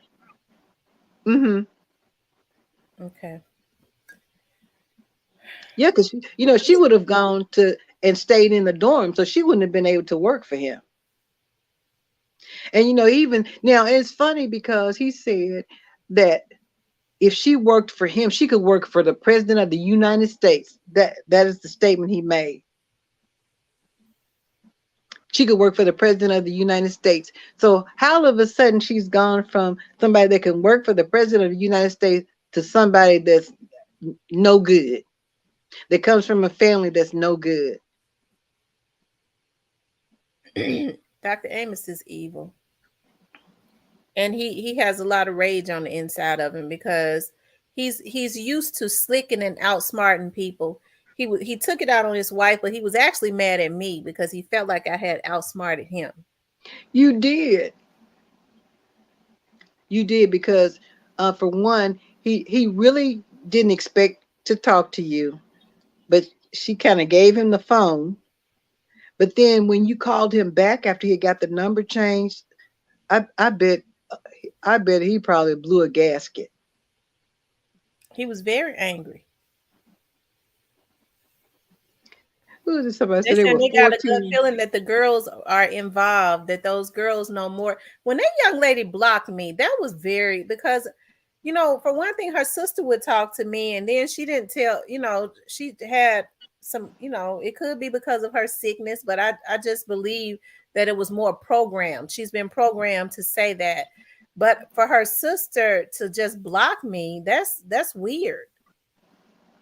You would think And her not sister wanted would to want to talk talk. to, yeah, and not want to even talk to you. I don't know, because what can she say is I don't know anything. I don't know what can she say, but I don't know anything. It's just all. Let me see. She ain't telling you the girls was hating or none. So I don't know. I don't know. I don't know. But I'm trying. Deborah and my second grandchild. I had second grandchild, 1994. She um I I don't know what to say. If I guess if I were a weaker minded person, oh, I'd probably be in jail because you know um I, I hate to say it, but I'd be one of those shooters, just shooting people, not at random. Or it's going to be somebody in particular, but I'd probably be one of those shooters if I weren't a weaker if I were a weaker minded person. But I'm really trying to let the law play out, and God. I'm trying to find. It's not local legal relations, but a political relation that empowered him. He's not even really political. He's not even really. If you look him up, other than being associated with Clea, you can't really find anything on him.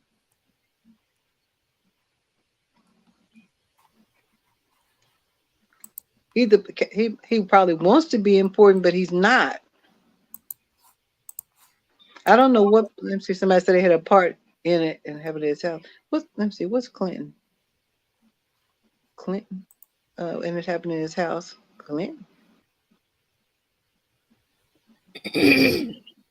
And I got the if you all want to give to the foundation, anybody that's watching, write down the address. I got it up there. You all can do check a money order and just mail the check to the bank. Make sure you put Clashendra Hall, Clashendra Denise Hall Foundation and the information that's up there, and donate to her nonprofit organization. Yeah, I should have put care of, but they'll still get it. They'll still know.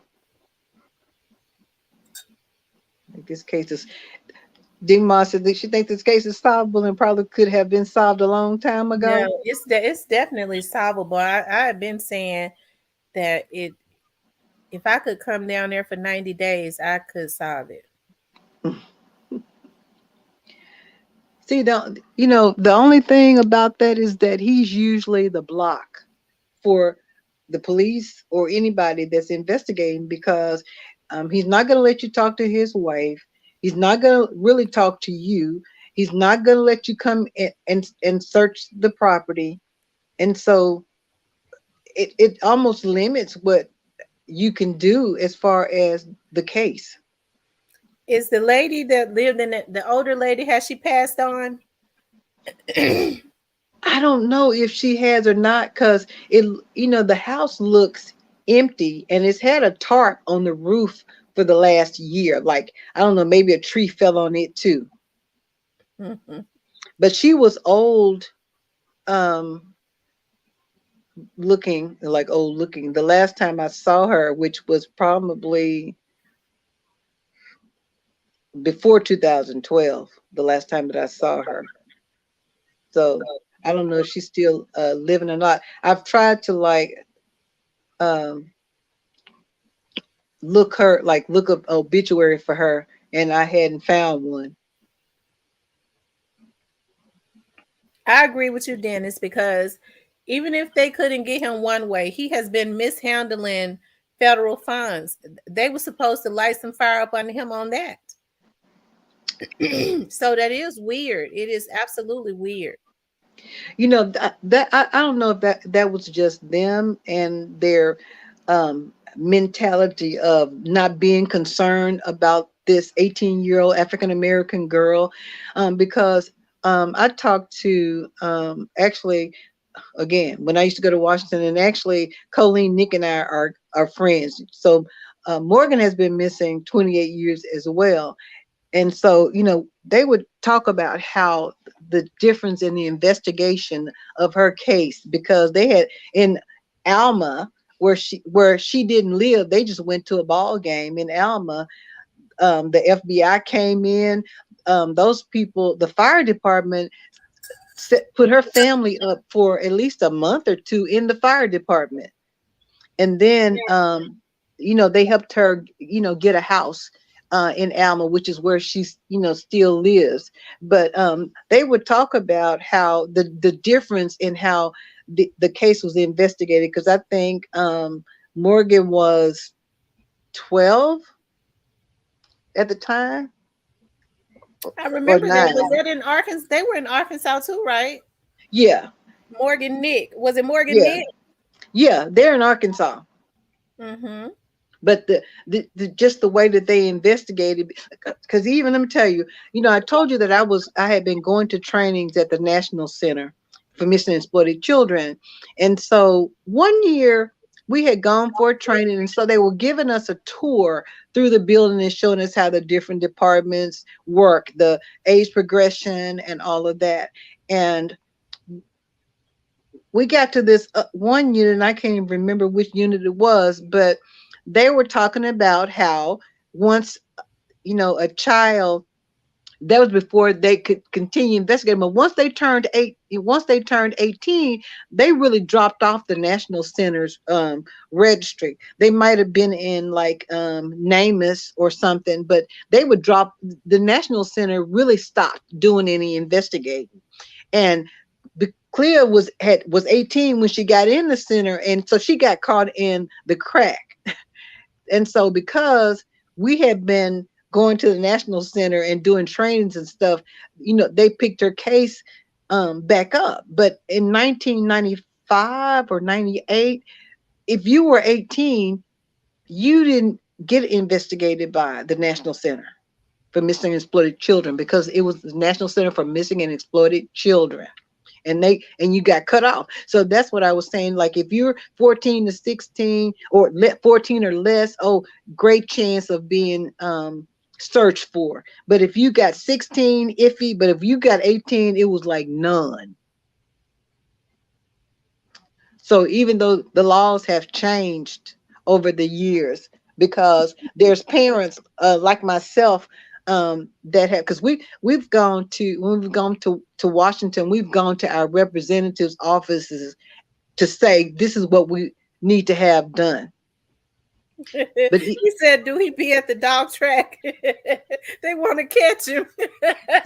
at the dog track at Hot Spring, the dog track is in Memphis. He'd have to come see you, but I don't think he goes to the dog track.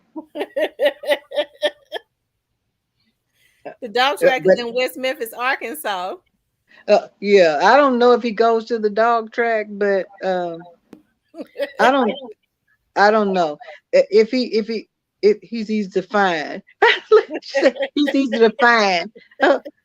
Okay, then. Well, let me tell you, his car is home most of the time. So I don't know if he's hiding out at home, he's working at home. I don't know. And his wife has retired from teaching, so I don't know what they're doing. But I pass by there every day, and their cars are usually home. Um, didn't his wife a nurse before she became a teacher?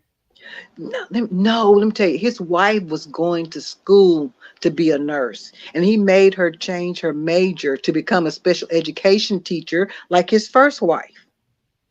So it's something about those grant programs where that he got, was he was working with daycares with children. It's something about kids and young, teenagers and stuff that.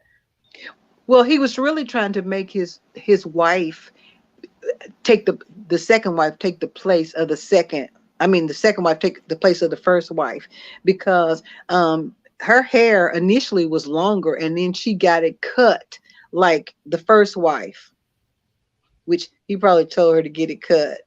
He probably went to the beauty shop with her.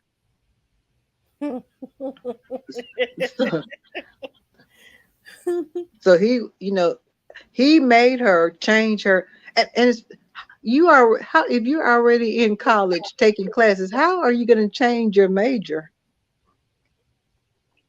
and decide to do something else? Because he suggested that she did not suggested, he must have told her, because she changed, and she was a special education teacher until she retired probably about 3 or 4 years ago.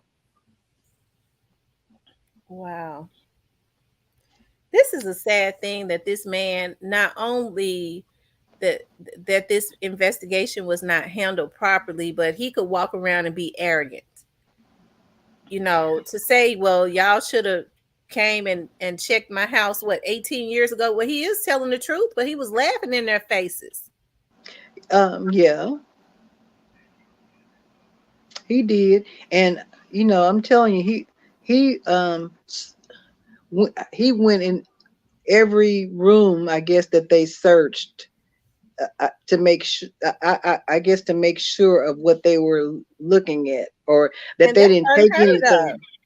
Well, let me tell you, here we go. Now, I wasn't in there, but they were saying that his wife had some fur coats, and there was some jewelry in there. But again, he doesn't have a job with with a reportable federal income tax that would amount to the stuff that people say is in his home.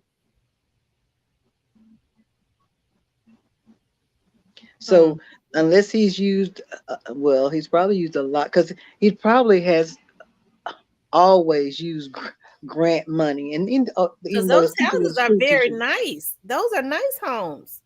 Not the one that the lady was living in. It's raggedy. But the Oh, other ones make are sure. nice.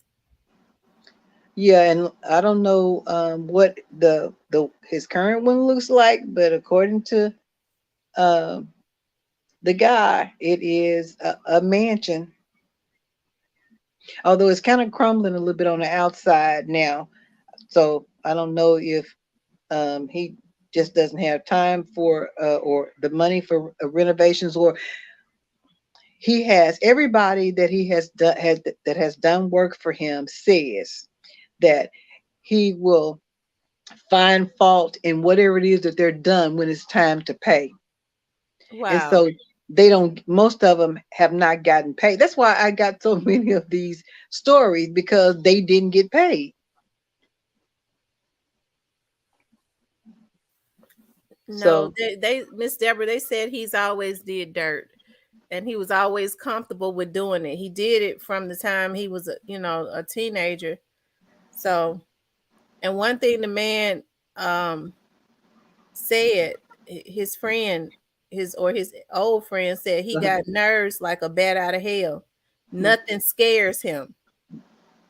well, we did talk to his first wife, but she's still terrified of of him. Even at 70, she's still terrified of him. Wow. Yeah, he yeah, he being he I don't know if he's in West Memphis. That's not his first The time. dog's right.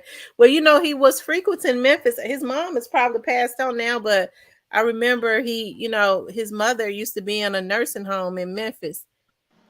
Yeah, his mom has passed. He had put her in a nursing home in Memphis, before she passed, because I did read up on that. I can't imagine him taking care of her. I couldn't understand, I said, she was from Helena. What made him bring her to a nursing home in Memphis? And he's in Pine Bluff. I'm sure there are nursing homes that was closer to where he was at, like in Well, Little Rock.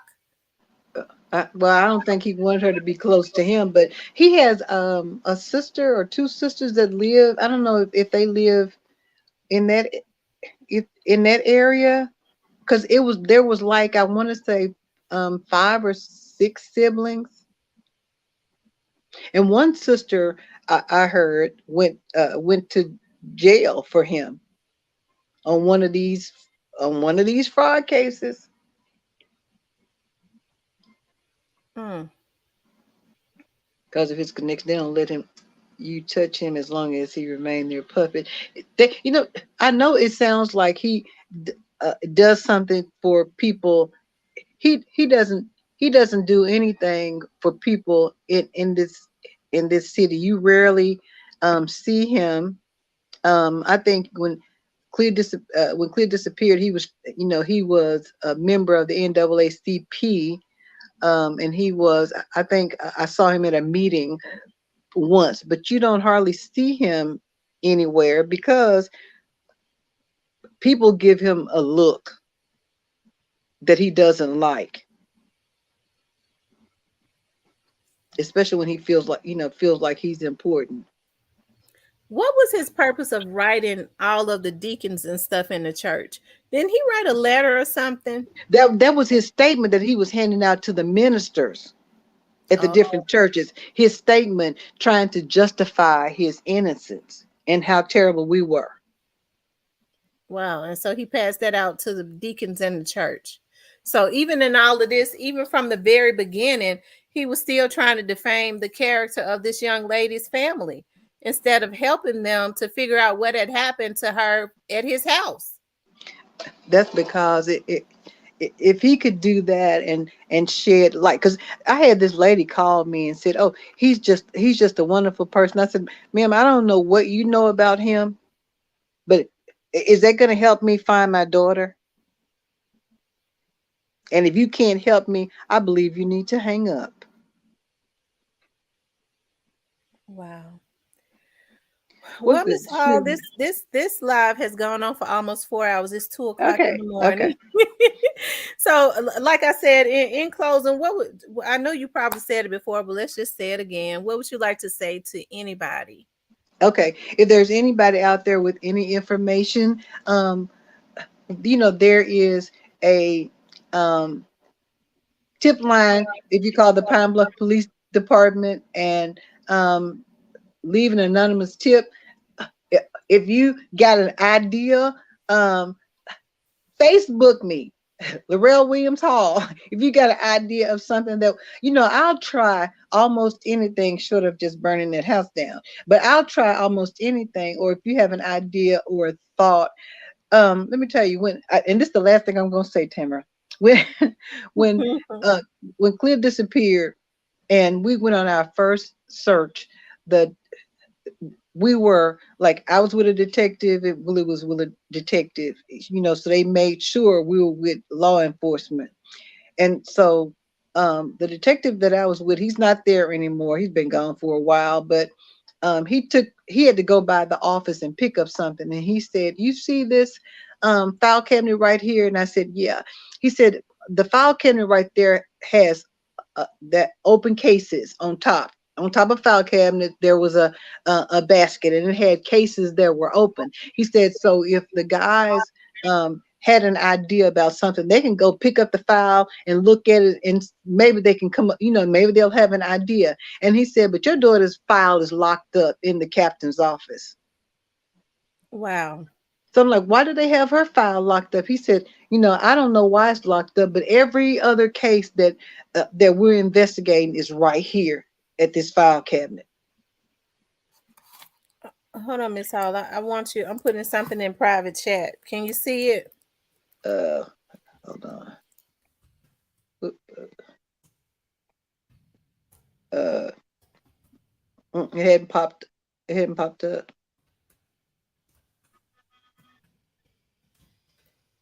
Who is James? Hold on. It's about to come up right. It's up there right now.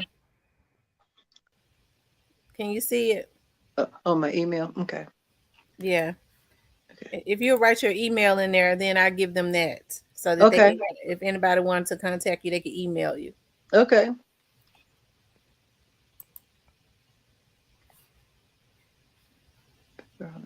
Global.net. Okay.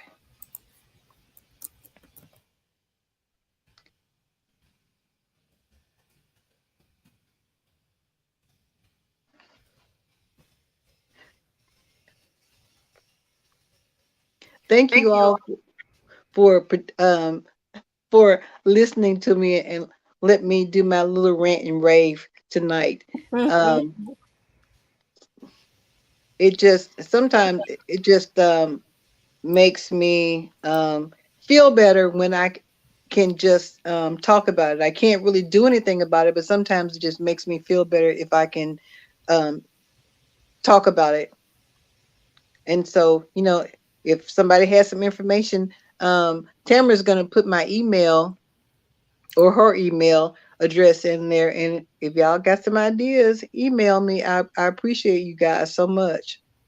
Thank you, Tamara, for calling me. Because, when you called me and said, "Do you want to do my show tonight?" I'm like, "Today?" Well, Yeah. I'm glad that you came because, like I said, we talked about Clea about a week or so ago. We talked about her, and it was people had a lot of questions, um, and I was like, I'm going to get her mom on here. I had said that because I know that you're always up for it, because it's been 28 years, and it's time that first of all, more awareness need to be brought to it, anyways. You know, um, but And it's, dog. it's right, and that it is time that our case is solved. And like I said, it started with Dr. Amos, and I think it's going to end with him. They whatever is going on, whoever Dr. Amos is 70 years old right now. Whomever he had in his back pocket is probably dead. It's time If for he, the newer people. It has been a lot of new politicians to come through the door. Now I don't know if he was in bed with them too, but it's time for somebody to stand up to him. well, I don't know if the politicians can, because the of our system of government consists of the mayor, the police chief, the sheriff, and the prosecuting attorney. That's the gist of our legal system. Although we do have some judges, but that's the basis of our law enforcement. So um, even though um, we're not 5,000, we're almost 50,000 population, but we still act like we're a 500. um, person town. So, Wow. So nothing innovative or anything. well, I don't the innovation, I guess, is taking her case to the whatever this missing persons convention and presenting her case. That's about probably as innovative as they've been in the last 28 years. Wow. Even when I let me tell you, because even when I have tried to to you send them to the National Center when they do law enforcement training, so they can get them a better understanding on how they need to investigate in case it happens. Um, we do a training in Arkansas, um, through the Attorney General's office. Um, they do a gone but not forgotten event, and they have a session for law enforcement that they do trainings. And so, um, for the last few years, um, they've had somebody to come, but usually, um, I don't know who they are, and until I see them there, and they're like, so and so's from Pine Bluff, or they'll make it a point to let me know they're from Pine Bluff. But then after that, nothing. So Wow. who this? Oh, somebody said Miss Hall got an email. I just put it Who up did Miss there. did? Okay. Amos Cookie eat. Oh, she said, uh, famous Amos Cookie. Uh, I don't even like those cookies. The time is it is time for justice. And again, thank y'all so much. I guess I'm going to watch Gunsmoke. Well, thank you, Miss Hall, for coming on and staying on with us for 4 hours. We really appreciate that. Thank And make y'all sure so. y'all, you should be receiving some money orders and checks and stuff because the people on here enjoyed you, and they're behind what you're doing, and they're gonna support you. All right. Thank you all so much. Thank you. Have a good night. All right. Good night. That was awesome. I'm glad that I got her on here, y'all. Please, I got her information up there for the foundation. So y'all make sure y'all send a check or a money order to the Clashendria Denise Hall Foundation to help Miss Hall to keep Clea's legacy alive while she figures out what has happened to, or still, search for answers on what happened to her daughter. I think she's a extremely strong woman, because she still, and yeah, any parent would. She feels that her daughter is going to walk through that door one day, and my prayer is that she does. After 28 years, I pray that she does. Like, anything is possible, until they tell her that she can't walk through that door. There's still hope that she will walk through that door. I think that's what keeps her faith alive, and that is what gives her strength. At the same time, you have to be strong because it's got to be agony. When parents have children that are deceased, at some point they have some type of peace because they know that they're down there at their grave. But to not know what has happened to your child, not know if they're being tortured, if they're alive, if they're not alive, if they're being held against their will for 28 years, what is, that's living in a prison. That's a mental prison because there's no closure, you know. So make sure y'all support Miss Hall. I know that I definitely am. Like I said, I've gone to one of her galas because I was a guest speaker probably about 5 years ago, and it was top notch. She had it was a beautiful gala, you know. So yeah. But it's 2 o'clock in the morning, you guys. I really appreciate y'all hanging out with us tonight. As I said, I still got Miss Hall's information up there. Y'all definitely support her. I really appreciate you guys. Y'all rock.